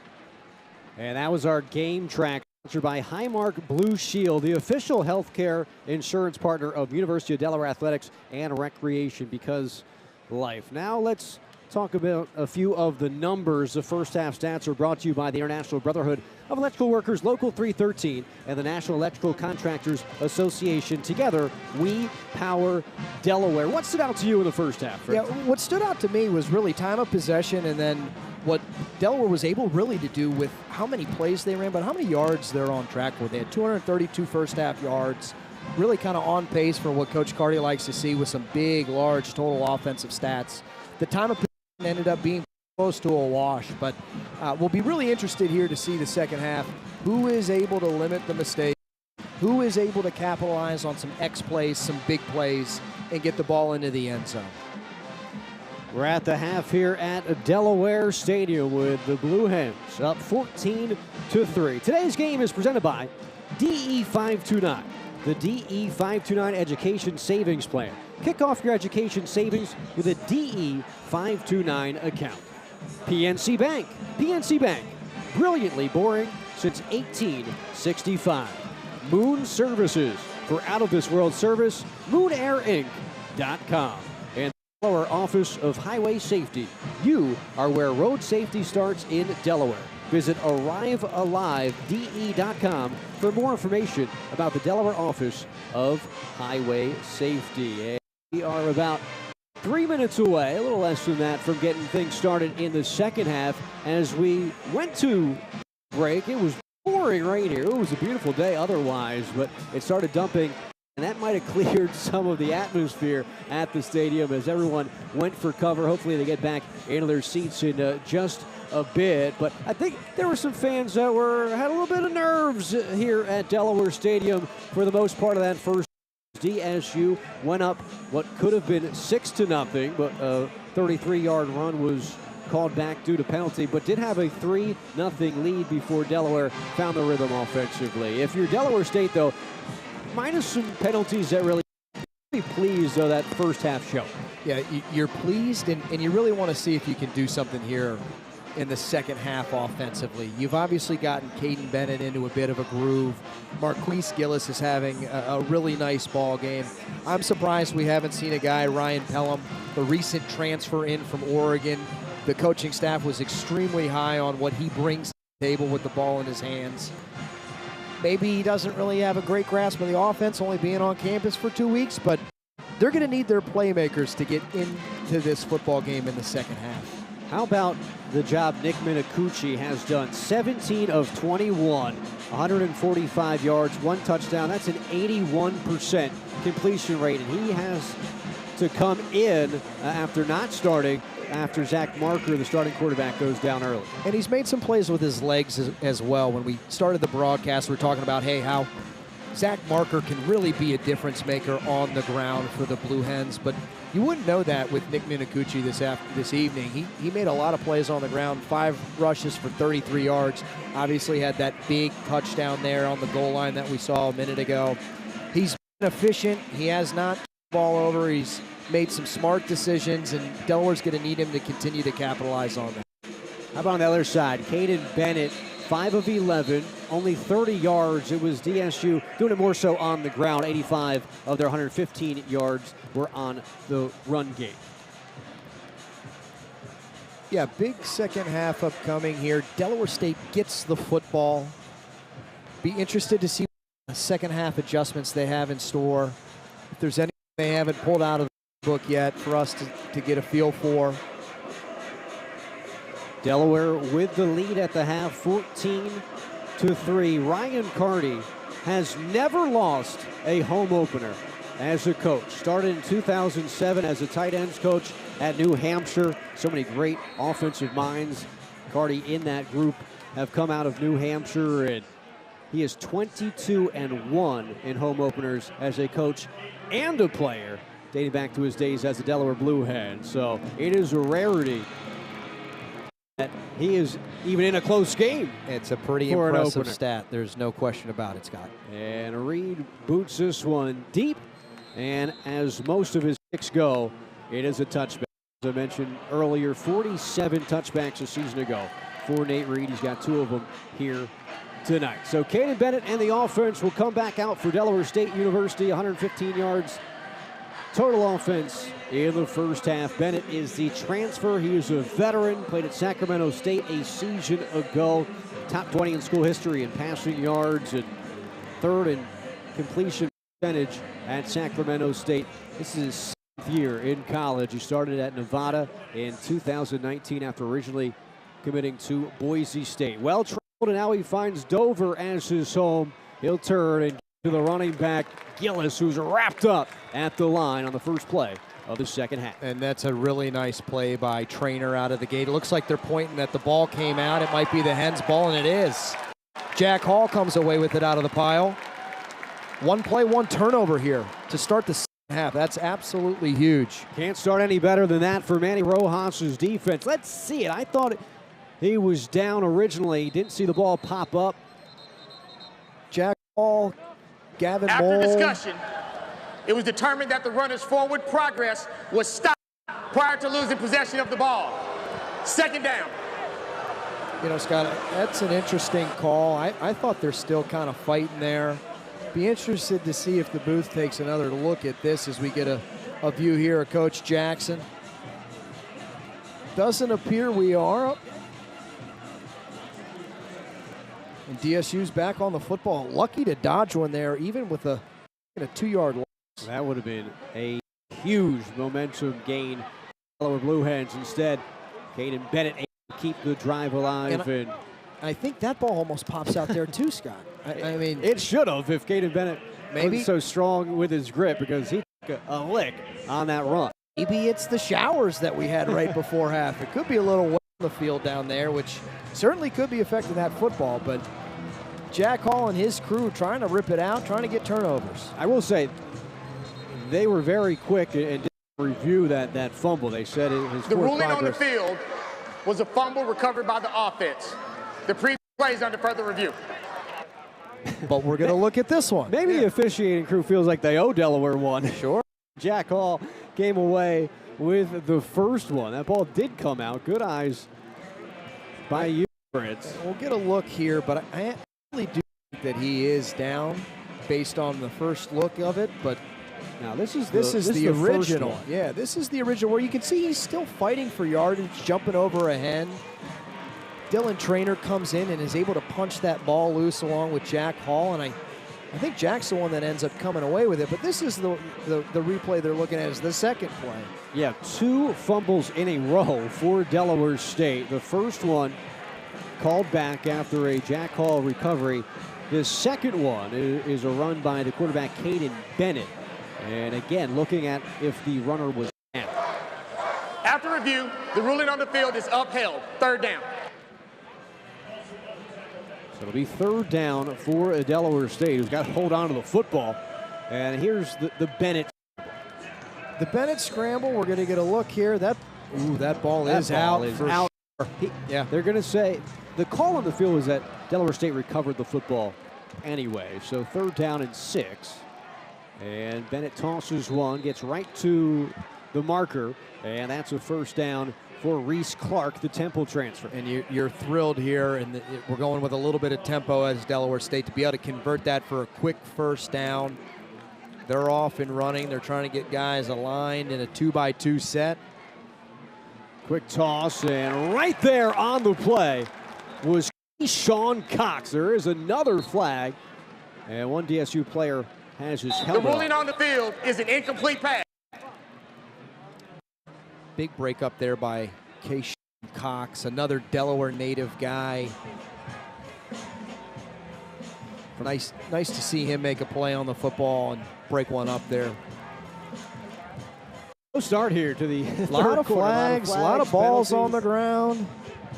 It is the opening night for everybody. You're not going to be as sharp as you're going to be later on in the season. And I'll tell you what. Personal foul, hands to the face, defense. Wow. Number 11, 15 yards only from the previous spot, automatic first down. This has not been the cleanest game, and I was going to say Rory Bernard been overturning on his microphone. Almost forgot to turn it on that time, but we got the call.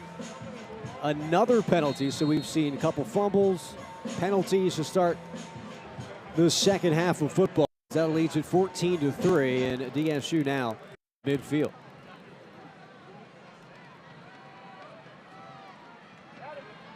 And nowhere to go for James Jones, the Baltimore native. Tackle there, Dominic Brogna. Might have almost snuck away with a little face grab there on the face mask. I'm glad there's not another flag on the field. We're going to keep that one moving and keep playing. Brings up 2nd and long.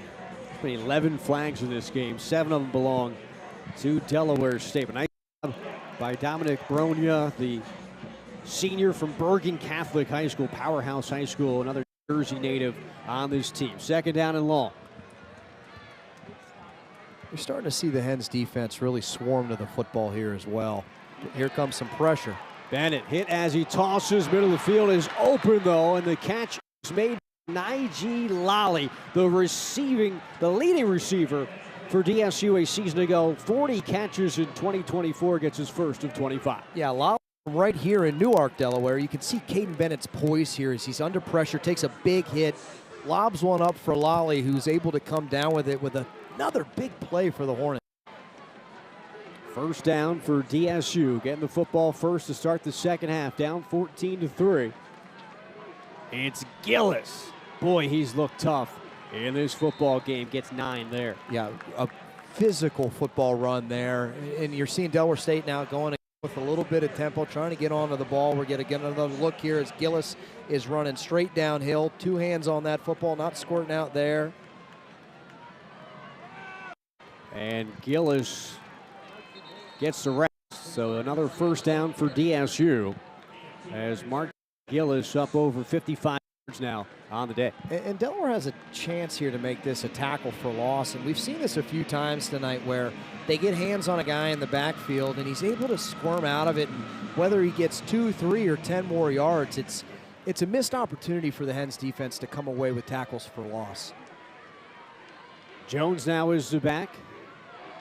He'll get the carry. Delaware's there to wrap him up at the line of scrimmage. Well, that one worked. We had a whole bunch of hats on a ball there. Crenshaw's fired up about it, as he should be. A nice hit by Anthony Crenshaw, the junior out of Arlington, Texas. I think the Hornets might have got away with a hold there, but we'll let it slide. Crenshaw, 21 tackles this season for number 21. Now 2nd down and 10. DSU, 10th play of the drive for the Hornets. They'll send Clark in motion. Bennett tossing towards the end zone. And excellent coverage. That time by Jason Scott, the 6th-year man, transferred from Boston College. Great coverage by Jason Scott, but great coverage on the entire back end here for Delaware's defense. There's nobody open here as we get a look at this replay. Caden Bennett going to take a snap, doesn't have really anybody home, throws it to his guy that gives him a chance to make a play in the end zone, but really good defense by Scott. 9th third down of the day for DSU. They converted 3 times. And Bennett going to convert and get 6. Caden Bennett keeps it himself and finds pay dirt. Great physical play by Caden Bennett. Another play here where Delaware has an opportunity to make the tackle, whether in the backfield or right on the line in 3rd and 10. It's a draw the whole way. He sheds a tackle right there. KT Say isn't able to get him by the ankles. And Bennett trots into the end zone for a huge touchdown for the Hornets. Caden Bennett, Coach Nemo Washington said he's as advertised. He transferred just a month ago to Delaware State University, but he leads the team on an opening drive of 75 yards on 11 plays. And Bennett, after the play, unsportsmanlike conduct, offense, number 69. That is his first unsportsmanlike foul of the game toward disqualification. The 15-yard penalty will be enforced on the kick. Play for try. And that's Justice Johnson, the center, and tied up again. Aiden Bennett, he's had a great career as a college football player, was originally committed to Boise State, a great program, ended up at Nevada, then obviously Sacramento State. Now he's having a great night here for the Hornets. And a great opening drive for the Delaware State University Hornets. They make it 14-10 as the rain falls once more at Delaware Stadium. Before the 12 driver assist systems. Before the 7 passenger seating. Airmatic adaptive suspension. And the predictive AI technology. It starts with the same simple philosophy. To deliver the world's greatest vehicles. The 7-passenger Mercedes-Benz GLS. Even standing still, it's moving forward. This is going to be an awesome game, guys. I still can't believe you also bought a new Shell Brothers home. After 6 years, how could I not? True. Wait, I think we lost JD again. I'll go check the basement. I'll go check upstairs. Wow, tankless water heater. And PEX Plumbing, so efficient. Oh yeah, that's a healthy filter. What are you doing? Bro, it's so fresh. You gotta check this out. That is fresh, no doubt. Oh, that's okay, guys. I guess I'll watch by myself again. The DE 529 Education Savings Plan is proud to be the title sponsor of the Route 1 rivalry between the University of Delaware Fightin' Blue Hens and the Delaware State University Hornets. It's no secret that the cost of a 4-year college education is a big investment. But thanks to DE 529 accounts, students at both of these schools can get the education they deserve without owing thousands of student debt. Learn more by visiting 529.delaware.gov. At the University of Delaware, our classrooms are idea incubators. Nearby beaches are our research laboratories. Our Blue Hen spirit leads to bold adventures. We learn, challenge, explore, and triumph together. Because here at UD, nothing is out of reach. No limits, all possibilities. The University of Delaware. The Route 1 rivalry game here in Newark is a close one. 14-10, Delaware State gets the first possession and the first score of the second half as they go 11 plays, 60 yards, and make this one just a one-score game. As the raindrops keep falling here at Delaware Stadium. Yeah, we Scott. went from a beautiful night to a rainy one. Pollard is back to return. And he's got some speed at midfield. Makes a man miss, and down he goes. What a return by Myson Pollard. He had 4 punt return touchdowns in 2023 as a junior college player, and almost had one there on the kick return. And this is really set up by the penalty there, the unsportsmanlike after the touchdown, to get Myson Pollard to be able to field that ball at the 35-yard line with a full head of steam.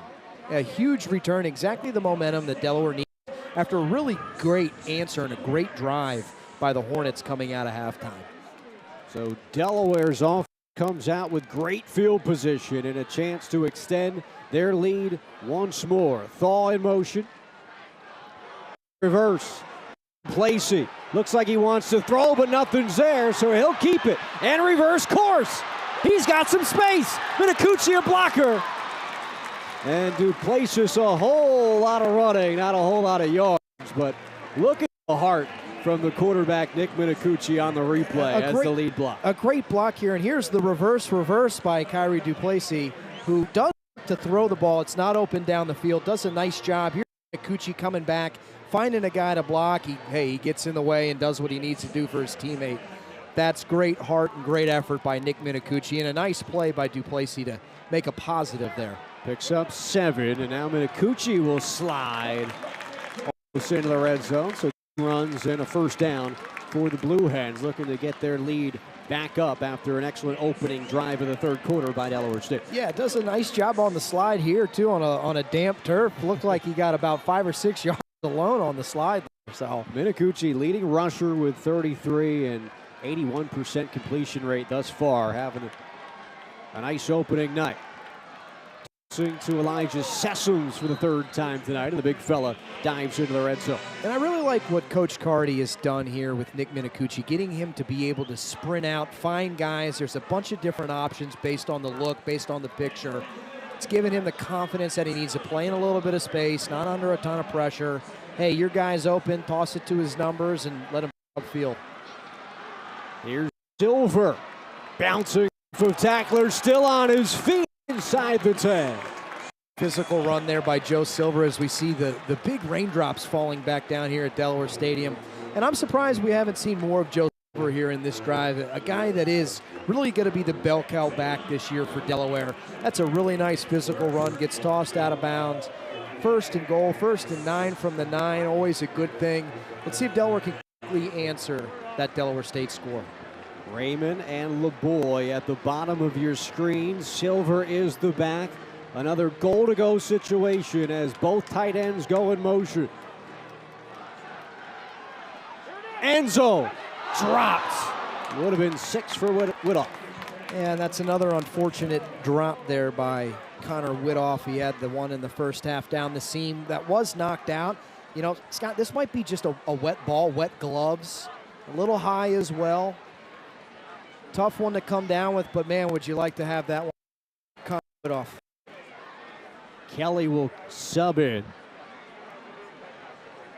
As Whittoff comes off, it's 2nd down, goal to go from the 9. Minicucci. Nice job by Delaware State to get in there again. That's Quincy Robinson, 45 tackles a season ago at Bluefield University. Yeah, Quincy Robinson quickly becoming one of their leaders on defense from what we heard earlier in the week of how he handled camp this season. A lot of new faces on the Delaware State roster, let alone the defense, and that team clearly has come together here in a short period of time and is really having a great game here tonight at Delaware Stadium. Minicucci slings it, Kelly catches it, and scores!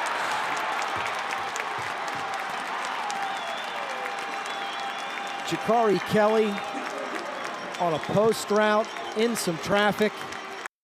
He's fired up, and he should be. This is a tough ball to catch here in the rain. It's coming down pretty good here at Delaware Stadium. Looks like there's a little bit of a defensive holding. I was incorrect on the post, but job at being able to wiggle off a guy, squirming in the end zone. Had some help from Sessoms blocking for him. Big answer for Delaware. Jakari Kelly ends a 7-play, 34-yard drive, and his 2nd career touchdown. Had one a year ago against Albany. Reed on for the extra point. It's good, and Delaware gets their lead back up to where it was at the break. 21-10 here in New York.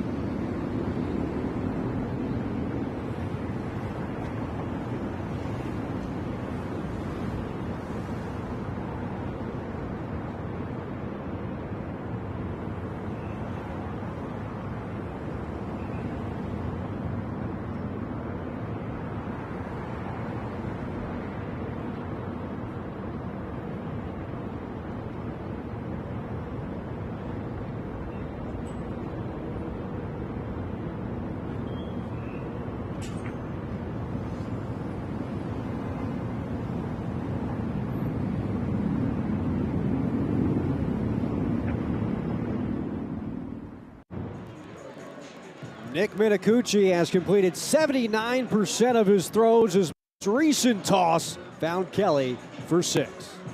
And Nick Minicucci has absolutely answered the bell for the Delaware Blue Hens. Pressed into action early, maybe the 5th, 6th snap of the game, has done an excellent job of executing the game plan for the Hens. Zach Marker was the starting quarterback. You feel for Zach, worked so hard to be the starting quarterback and got injured on his first scramble of the season. We were talking about just how he's come back from injury as he had to come out of the game. So Nick Minicucci into the ball game. Thought we might see Nick Minicucci perhaps anyway, because there was a quarterback battle, a lot of depth in that quarterback group, but he comes in and immediately makes an impact. 2 touchdowns through the air, 1 touchdown on the ground for Nick. And now a player that also has a touchdown on the ground, the quarterback in Caden Bennett, will lead DSU back onto the field, down 11. Gillis to the 30 on the first snap of the drive. And I suspect we're going to see a nice dose of Gillis here, who has really been a good back for them tonight. Here he is running a zone play, finds a nice little gap off guard tackle, is able to fall forward for a 5-yard gain. He's going to have to be the guy that answers the bell for the Hornets. And they'll go back to him. Bounces off a couple Blue Hens. Now it's a race at the 40. And Marquise Gillis is back for this DSU Hornet team. The 2020 MEAC Rookie of the Year, missed all but 2 games a season ago. He has been waiting for opening night and showing how good he can be. Well, speaking of answering the bell, here's Gillis. He's a physical runner. He sheds 2 or 3 tackles there. Huge play. Captain for the Hornets, and he's showing why.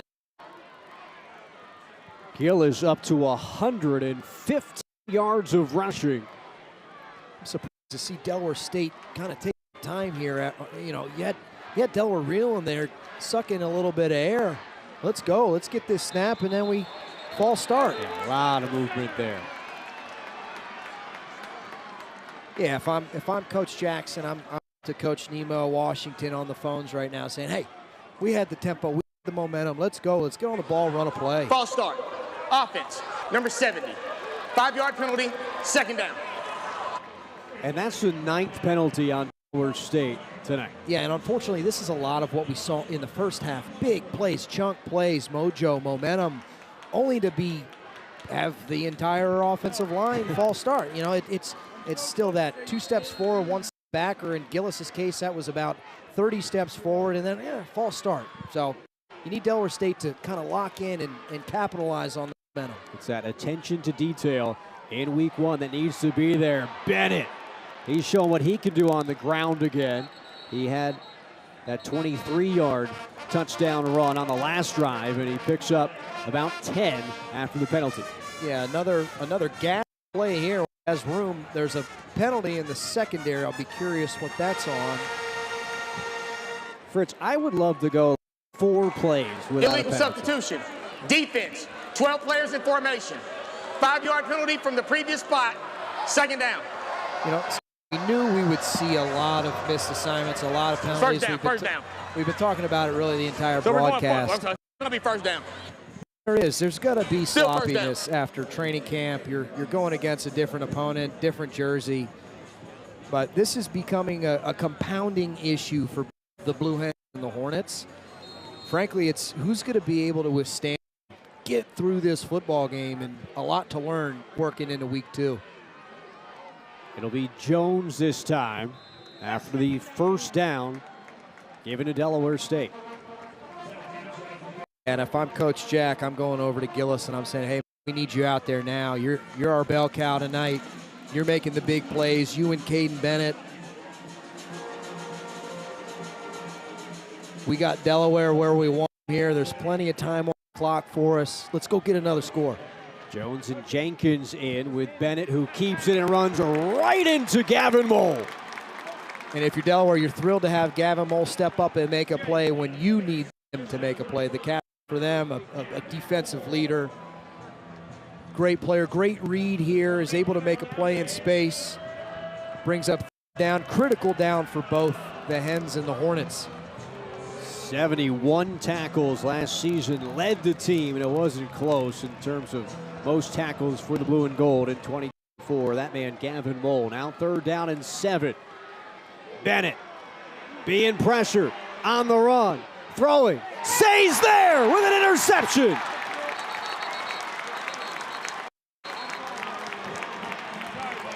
KT say Johnny on the spot.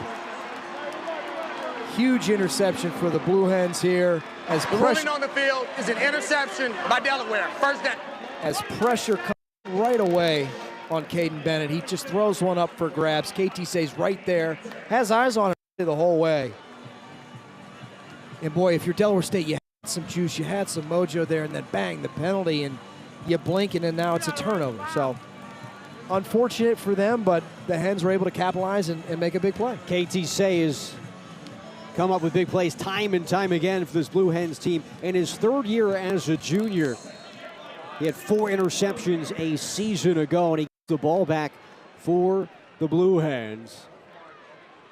Ellison in as the back, the transfer playing his first game as a Blue Hen. And just to go back to KT Say, he's a 3rd-year member of the team, and the career he's had already, 23 games, 21 starts. You think about what most years are doing in their 3rd year. Maybe you redshirt your 1st year, play 4 games, sprinkle in there. Maybe as a redshirt freshman, you play a few, and then now you're going into maybe your first full season as a starter. That's KT Say's had 3 years in this Manny Rojas defense, and it's showing. Ball, 2nd-year player for the Hens. 1st down for the Michigan transfer a year ago. And that's something Coach Rojas has always kind of preached. We're going to play the best 11, regardless of how long you've been here, where you're from. We want the best guys out on the football field who can go and make plays. Similar to a guy like Jake Thaw, who transferred in last season for the Hens. Fresh set of downs for Minicucci. He's got it in his left arm, and he wiggles his way to the 25. Yeah, we're getting a lot of zone read here now in the 2nd half.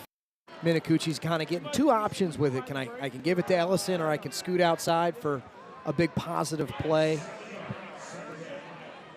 And if you're Delaware here now, you're in the later stages here of the 3rd quarter. You're starting to think, how can the clock become our friend here in the 2nd half, especially as this rain continues to kind of mist down. It'll be Ellison with some room in the middle of the field, and picks up the 1st down for Delaware. Ellison, they are high on him, the sophomore from Tulsa. Dallas, Texas native, was on the team a season ago, rushing yards over at Tulsa. He almost looked like a little tight end power there, and you get a real feel for what Ellison can do, both from a physicality standpoint, but also when he gets into the open field, he can pick him up and put him down. Looking is the quarterback, and he runs out of time as he's brought down by Emerson Martin, the senior from Raleigh, North Carolina. Yeah, I think this is tomorrow when the staff turns this one on film for Nick to look at that. See, this ball's got to get out quick. He's got Duplessis open on a quick slant. That ball's 1, 2, 3, throw it. Tough to take the sack there on 1st down. Approaching the 2-minute mark of the 3rd quarter. Delaware up 21-10. And Minicucci will toss. He had 2 in the area. I don't know if the target actually is the one that caught the football, as it looked like going over the head of Elijah Sessoms, but Sessoms used all 6'3" of his frame to go up and get it. Yeah, a great catch by Sessoms, and I think this is probably a Coach Carty right back to it. Hey, Nick, this ball's supposed to come out quick, 1, 2, 3, throw it. And he does there on 2nd down to Sessoms, brings up really a 3rd and manageable, and a must conversion here for the Hens. Delaware 5 of 9 on 3rd downs.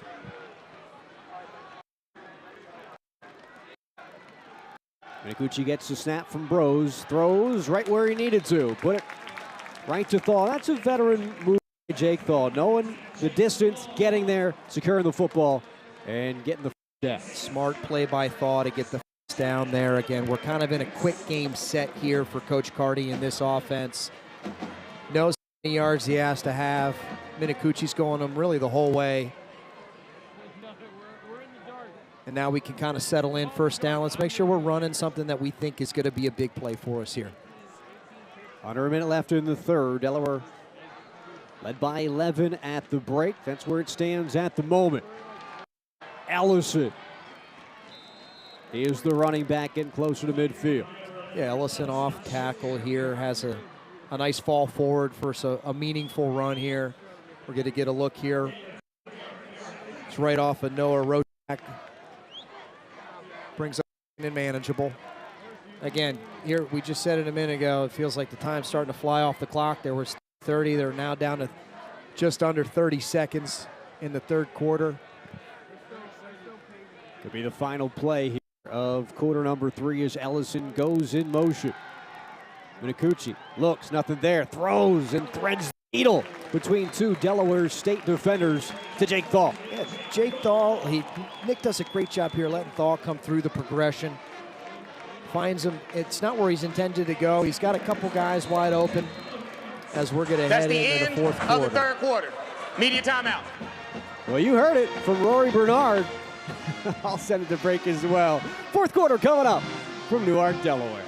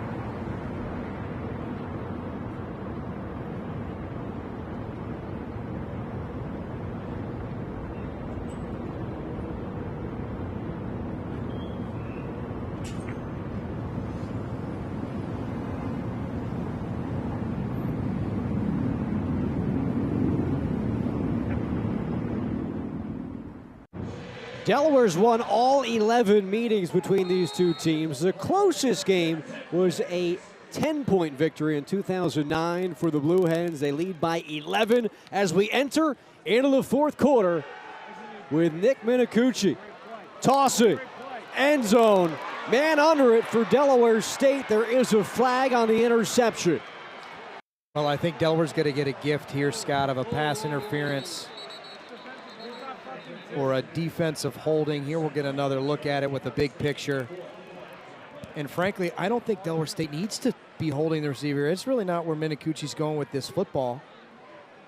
I think he's maybe looking for, is that Jakari Kelly downfield? No, it's Max Patterson.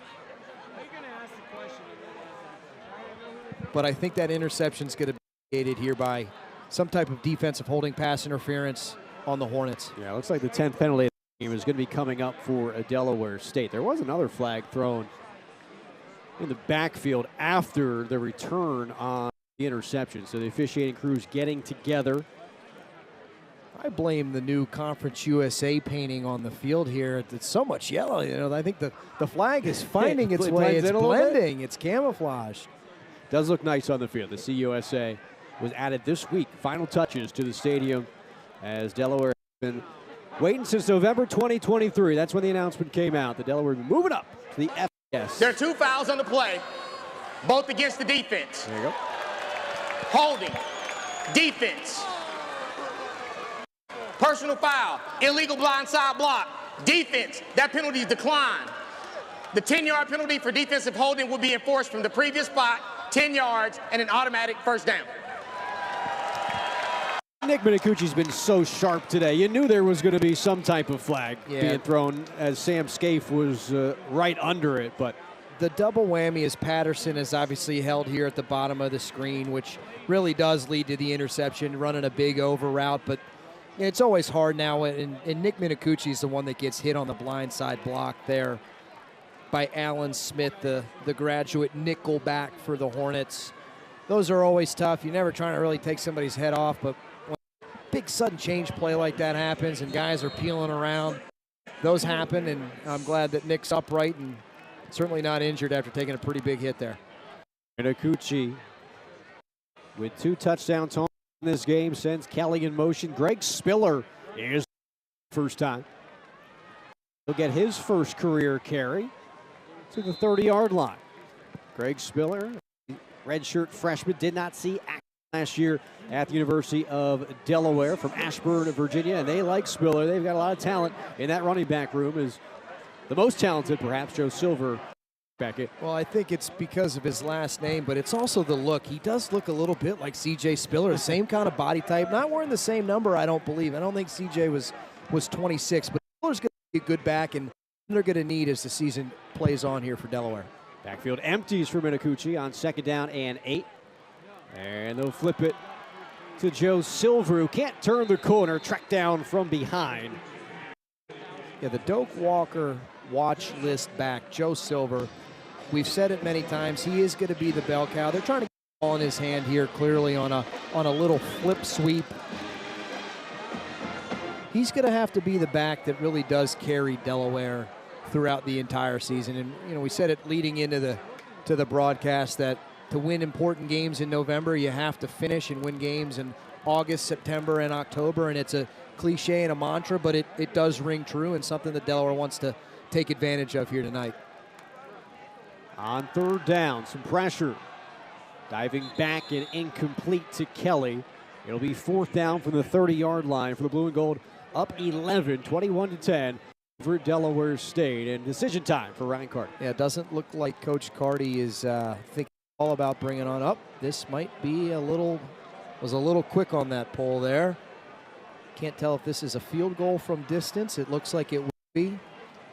Looks like Nate Reed is going to be on to try. It'll be 47-yard try. There was a 40-yard field goal by Delaware State earlier in the game off the Patrick Fisher Butler. Career long for Nate Reed.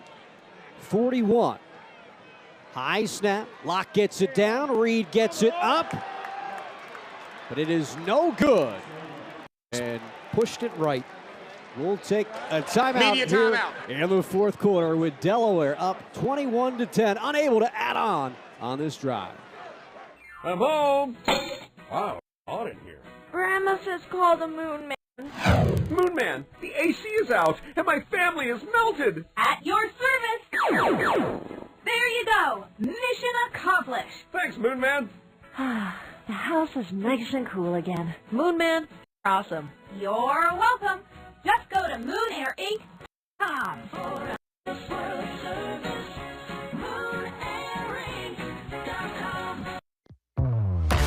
What is Easter Seals? What is Easter Seals? Easter Seals provides services that give children the power to succeed.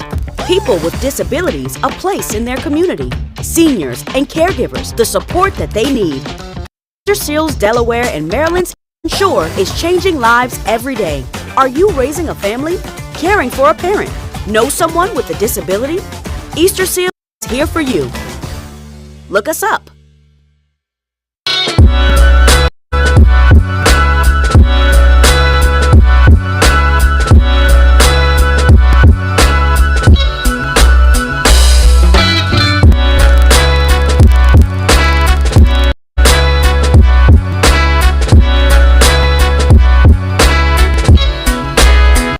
The DE 529 Education Savings Plan is proud to be the title sponsor of the Route 1 rivalry between the University of Delaware Fightin' Blue Hens and the Delaware State University Hornets. It's no secret that the cost of a 4-year college education is a big investment. But thanks to DE 529 accounts, students at both of these schools can get the education they deserve without accruing thousands of dollars in student debt. Learn more by visiting 529.delaware.gov.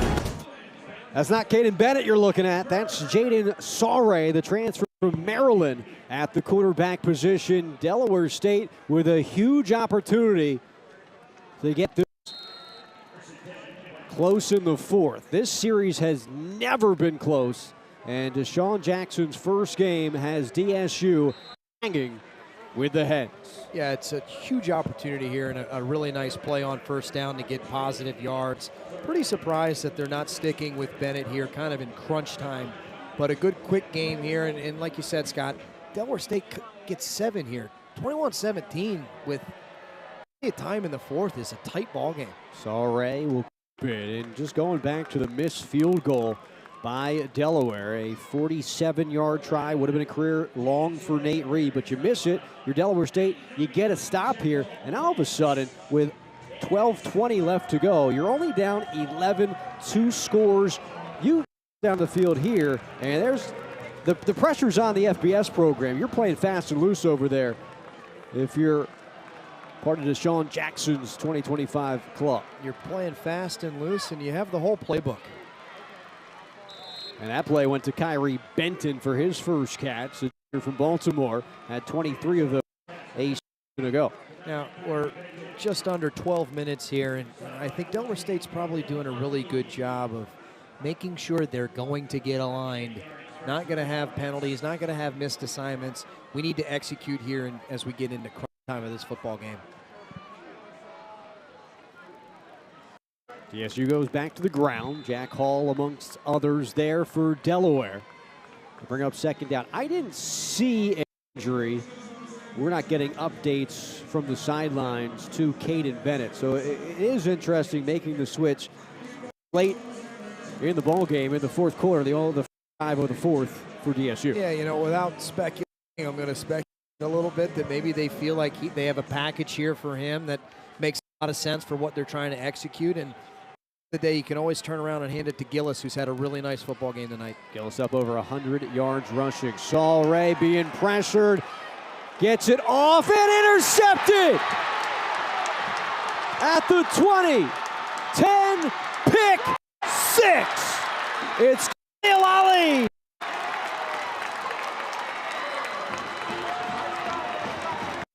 What a play by Khalil Ali, a guy that Coach Carty highlighted when we met with him earlier in the week. Here comes pressure right away from the Hens. Sae tosses one up. Ali makes a terrific play on the football. Is able to make a guy miss here at the end and get into the zone. Just a huge play by a guy that the Hens are so excited to have on the roster this season. A 45-yard scamper after the interception for Khalil Ali, the junior transfer from Boston College. And Delaware opens up the lead to 27-10. Second interception of the second half for Delaware, and Reed gets up and through an 18-point advantage. Now Delaware leads the turnover margin for the first time today, and they lead the game 28-10.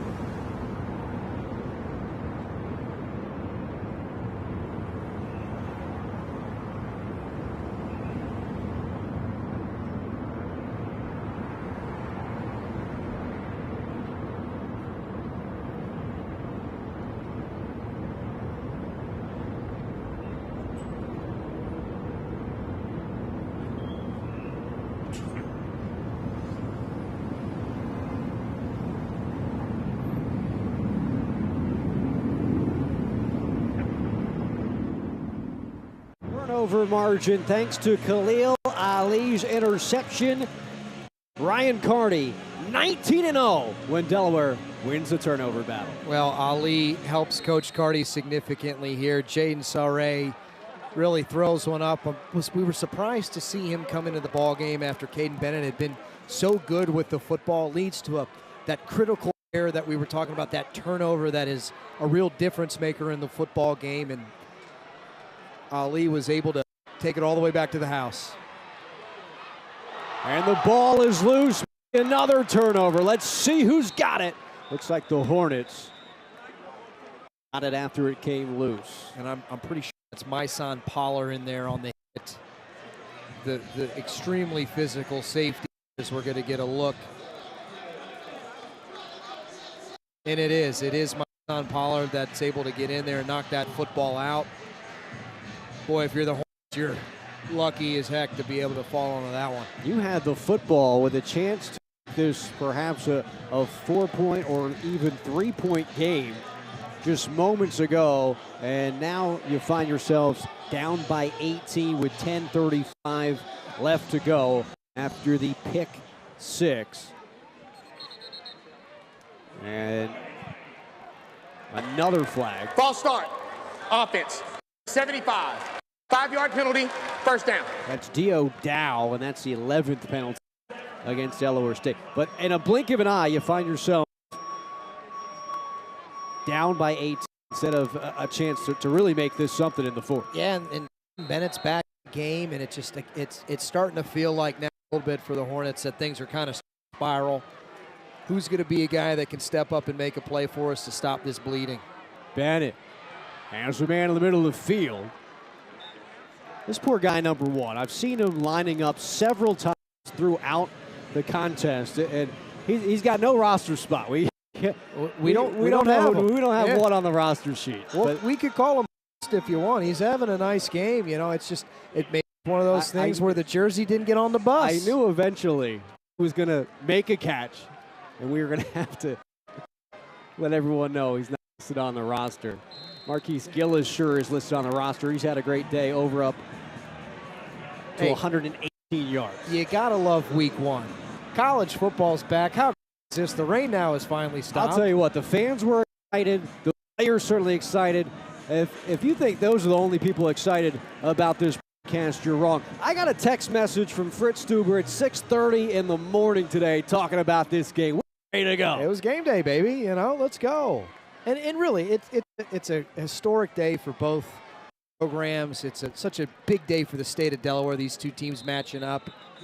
We get another flag here.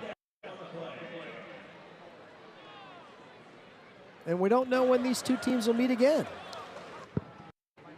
We'll let Rory Bernard make the announcement, but I do want to touch on that because you make a great point about this Route 1 rivalry. Illegal formation.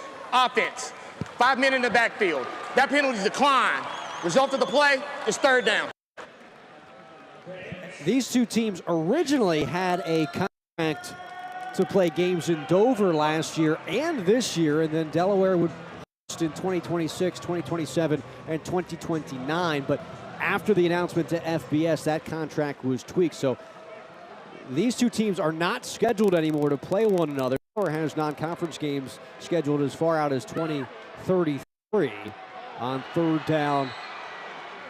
Great catch was made, maybe some contact, and no penalty that time as Nathan Stewart came back to get it. But this could be the last time, at least for a very long time, that these rivals match up. Yeah, it really could be, and that's a really nice play there by Stewart, who's getting drugged down by the jersey. But it's obviously been a matchup that's gone Delaware's way over the course of the history of these two teams meeting, and it really is. It's something that's important to a lot of people across the state of Delaware.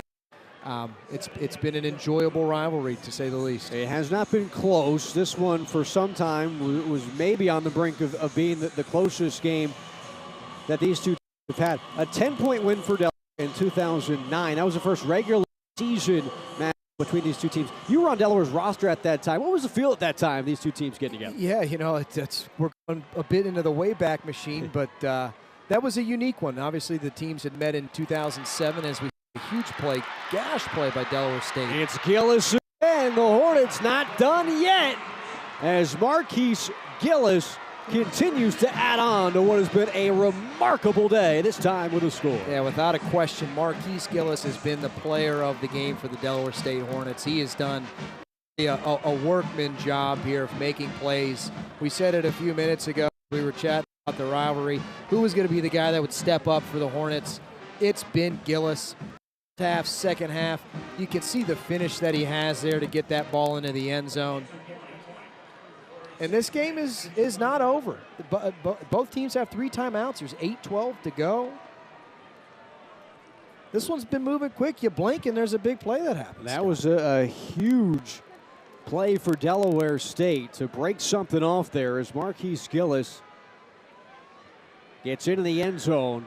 And the extra point is up and through, so Delaware State gets it back to 11 with 8:12.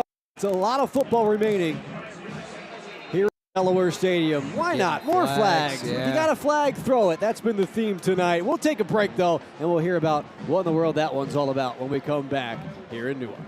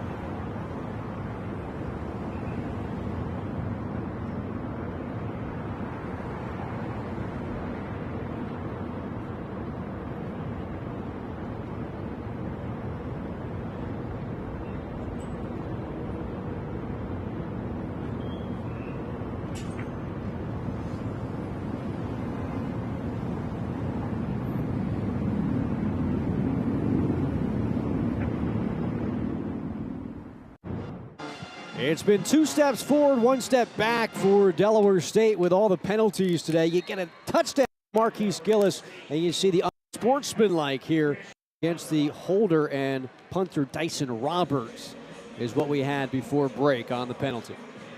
And here's another backed up kickoff for Delaware State. Gives Myson Pollard another opportunity for a big return. He's going to catch this one with some momentum running forward. And here he is. Pollard awaits.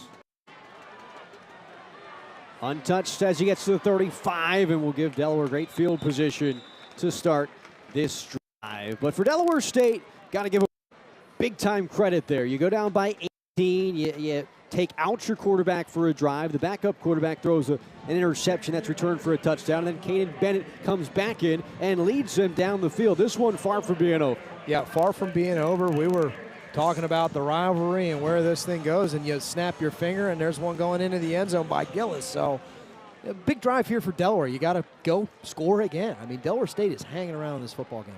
Gillis' 39-yard touchdown interrupted your story of the 2009 game that you were a part of, the first regular season matchup between these two teams. These two teams played for the first time in 2007, as you see Joe Silver hobble off a bit. And the playoffs in the first regular season game came a couple years later. couple years later, Pat Devlin will be on these airwaves in a couple weeks, was the quarterback of that team. Pulled out a nice win for us.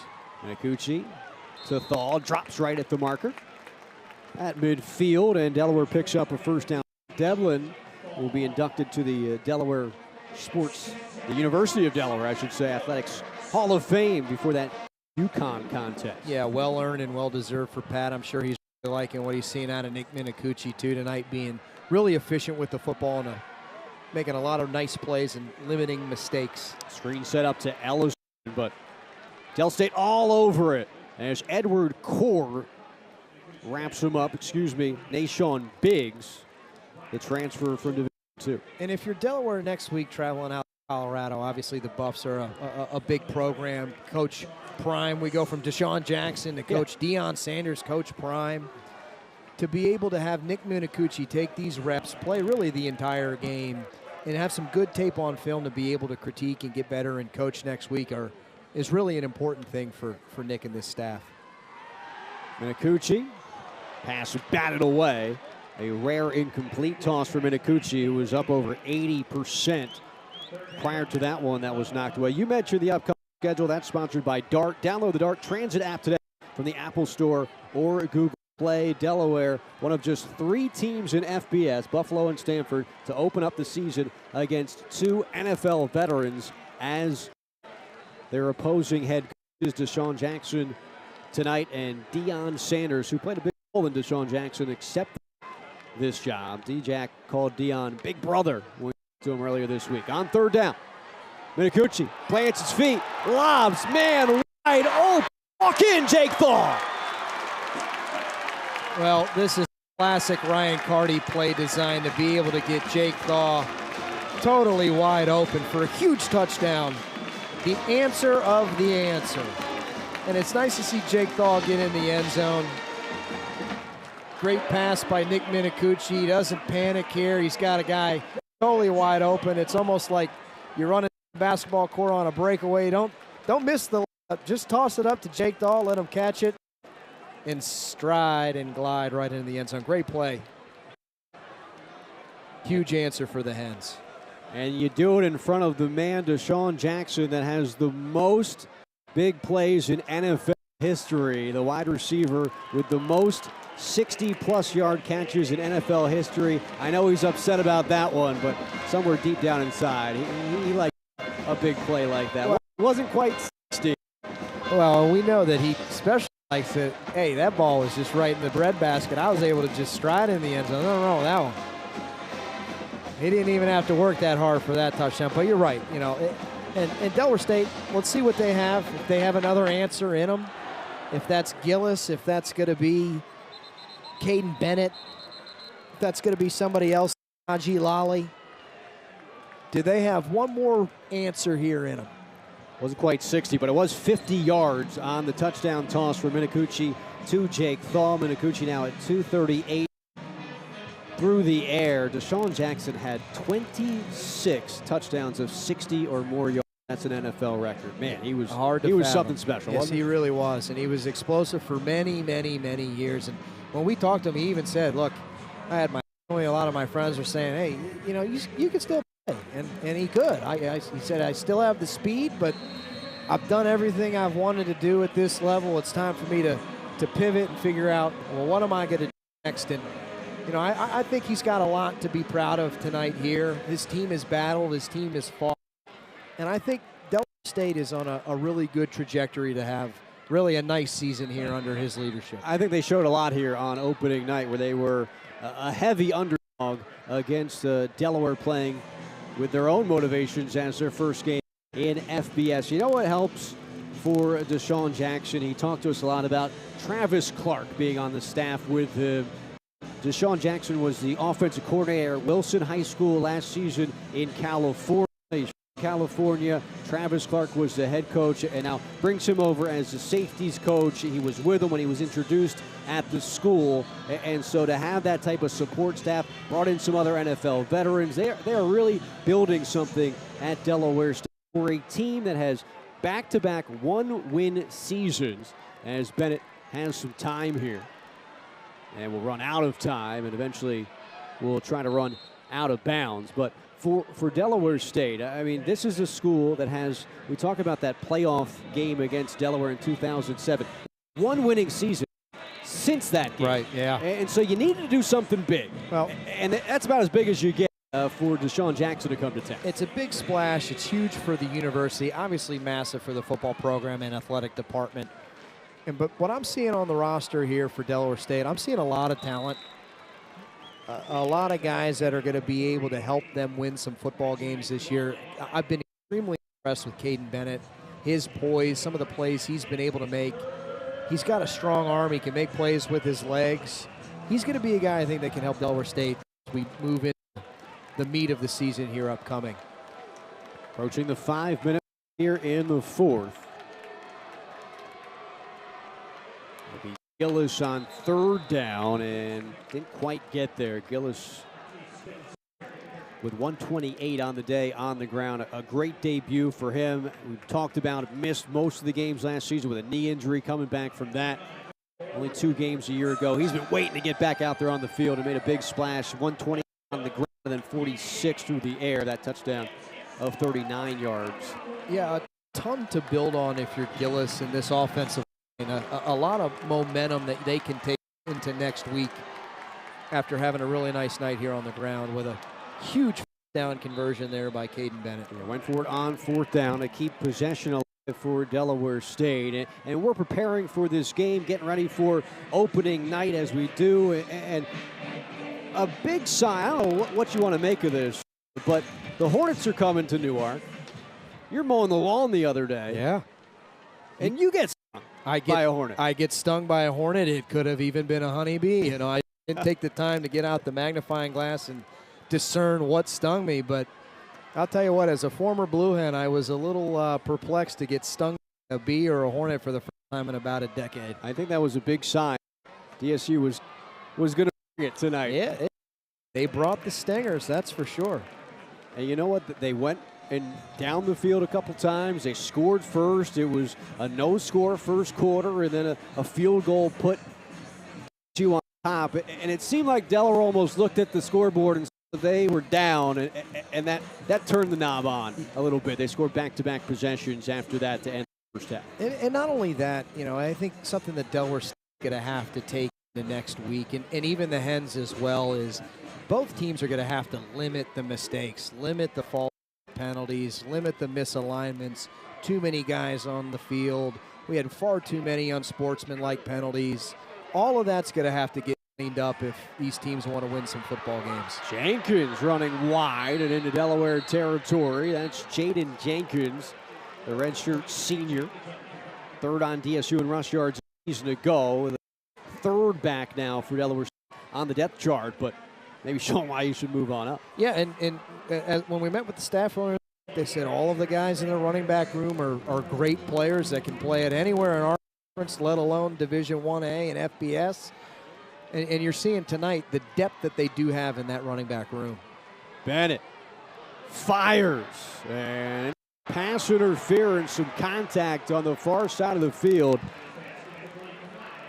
Like Nia Domini. And I'd like to see this replay again. I actually thought this is good technique here. Pass interference. Defense, number 29. 15-yard penalty from the previous spot. Automatic. Down.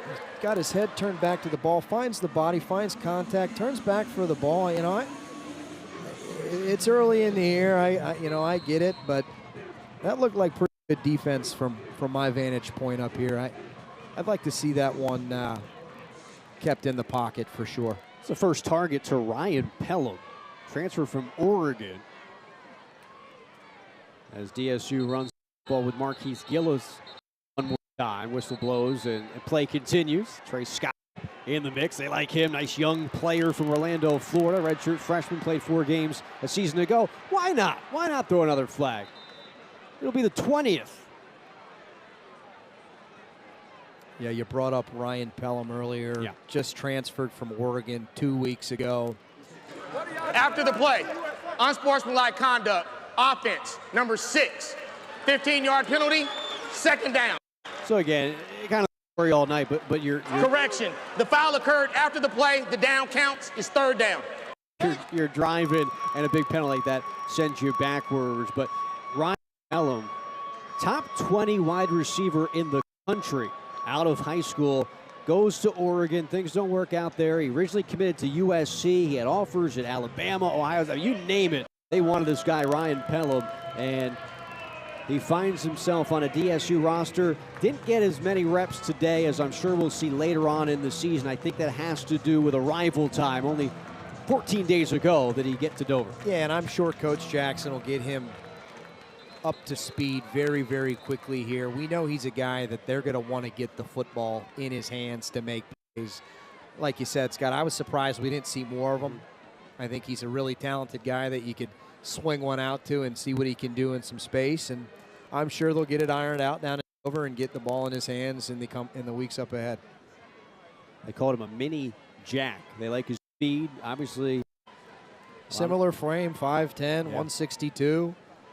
A little bit of delay as the officiating crew talking things over. They have had a busy night.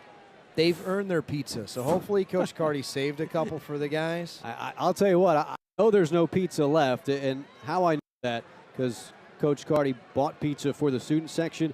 A record turnout in the student section tonight at Delaware Stadium. 5,759 students turned out on opening night. The rain sent a lot of fans away. It was unexpected, really started coming down. The correct down is second down. Second down. Thank you, Rory. Second down now. As it's bobbled, that's a forward pass. Should be incomplete, but just under 18,000 total here. It's a shame the rain kind of sent a lot of the fans packing. The atmosphere at the start of this game was Timeout there. For an injured player. And the student section just electric, as it always is here at Delaware Stadium. The fans, one thing that the FBS community and fans will see as Delaware grows into the FBS landscape is that Delaware State, Delaware is going to bring it when you have a game at Delaware State. Yeah, again, we said at the very beginning of the broadcast, it's a very prideful program dating back to their first year of football in 1889. Six-time national champions, so many historic coaches. Tubby Raymond, obviously a Hall of Famer with 300 wins here at the university. And a lot of NFL success, a lot of fans that will travel and follow the program closely.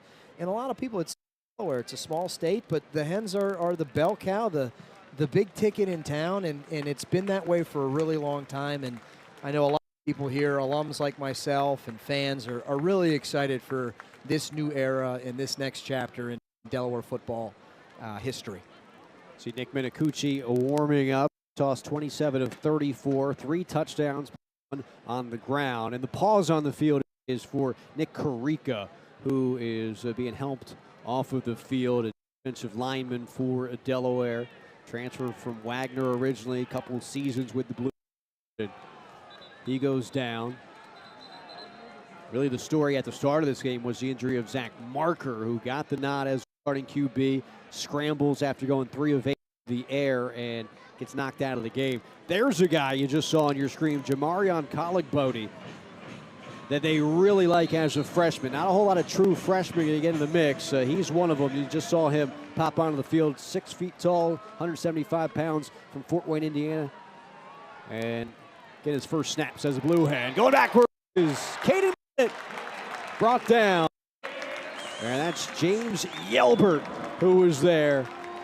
Also, Guyer Price in on the stop. And so, as we approach 2-minute timeout, it looks Delaware State continues to, as the theme has gone throughout this game. You make a run, you get into position, you're driving, penalties, sacks, moving backwards, making it 3rd and 4th and long. Yeah, and with that down and distance too, giving guys like Guyer Price the ability to really just tee off on the tackle.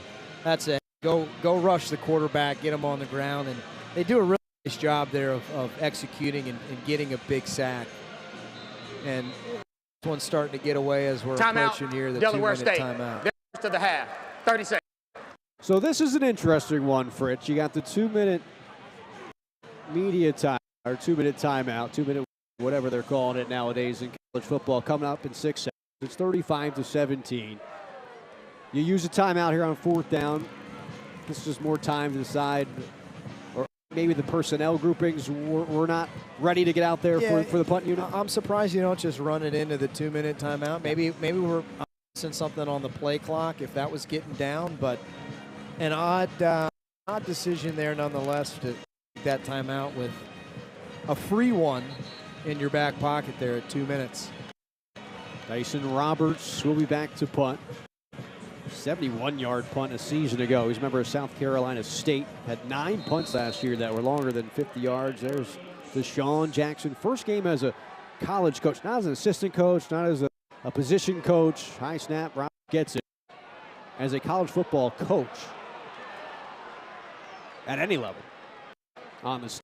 Yeah, and you're starting to see a lot of that now as we get ready to go to break. Mike Vick down at Norfolk State, and a lot of guys with not a ton of experience in the college ranks now. Well, we'll talk about those two guys because they're going to clash. We'll tell you about that when we return. Final timeout at Delaware Stadium in the 12th edition of the Route 1 rivalry.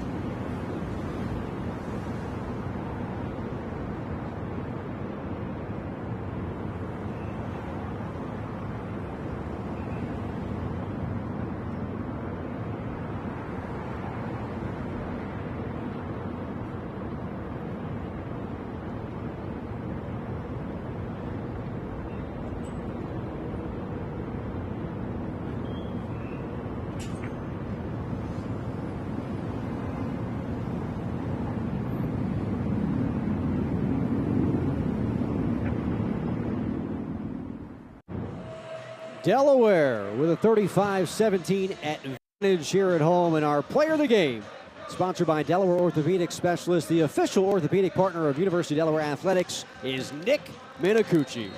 20-34, 4 touchdown. Yeah, efficient, has had a career where he's had 3 games with 2 touchdowns. He can add to that with a great outing here tonight. Pressed into duty. Played a really nice, efficient football game for the Hens and has a lot that he can now go and build on going into Colorado next week. Saeed St. Fleur gets Delaware out of field position after a good punt by Dyson Roberts. And you just got to love what Nick Minicucci has always been tasked with. Guy in front of him goes down. Hey, you've got to get in there. And he has never blinked. You don't have to get ready if you stay ready. And Nick Minicucci always ready for the task. Won a playoff game a couple of seasons ago, and he was 3rd on the depth chart to start the season last year, and he starts the final 5 games of the year for the Hens. And now he's going to take a shot, looking for Raymond. There was some holding going on there, Jajarius Perkins and Brendan Raymond. And for the first time tonight, I'm not seeing a flag. Yeah, that actually, compared to the one we had on pass interference there a few plays ago on the Hens, that one clearly was pass interference. But you're right about Nick Minicucci. Never blinks, didn't blink. Come from a big program, school Don Bosco Prep. Has always been ready as we get a look here. I mean, get it all on camera there, but from our vantage point right here on the 50, there's there's a lot of jersey tug there, but Nick Minicucci has always been a guy that this program that they can lean on. Hopefully, Marker turns out to be okay and is able to stay in the mix. But if it's Nick Minicucci and the rest of the room, there's a lot of guys in there that are going to be able to compete and going to be able to be ready when their numbers call. And then you got to tip your cap to Deshaun Jackson's group, who came in, battled, really fought. They were heavy underdogs coming in against Delaware, playing their first FBS football game. And this was a battle for maybe longer than many thought it would be. A great battle and something that they're got to be able to build on. They came in here and they gave Delaware and certainly their fan base a bit of a scare. They punched them right in the mouth and were ready to play, and exactly what Coach said that they were going to do. They were going to come in, be great conditioned, here to compete, going to do what we do best, and they really did. A lot of credit to Delaware State. Completion to Jakari Kelly should wrap things up. See it go over the middle. Love that they're throwing the football. Still working it around. Yeah, as the clock I was going to say, winds down. You said might be the last one. With Coach Carty, you never know. He loves running plays. Well, in the first state, it's the first season of FBS football for the Delaware Blue Hens, and their first win as a member of the FBS. The Delaware Blue Hens with the victory, 35-17 in this Route 1 rivalry matchup. Scott, what a fun game. A lot of excitement here tonight, a lot of huge plays. Both teams are going to have to clean up a lot heading into week 2.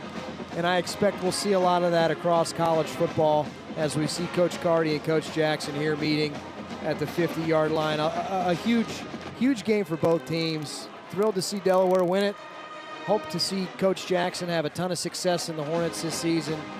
Should be a really fun, exciting college football season, Scott. I can't wait to continue watching it. It was a blast to start things off. Delaware now 12-0 all-time against Delaware State, and that man, Ryan Carty, stays undefeated in home openers as a coach.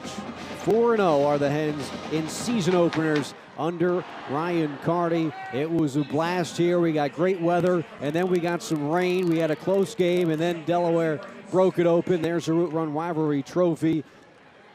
But a fun start to FBS football for the Hens. A great start to FBS football. Now the Hens are getting ready to sing the fight song with the band. Should be a great weekend here at University of Delaware in Newark.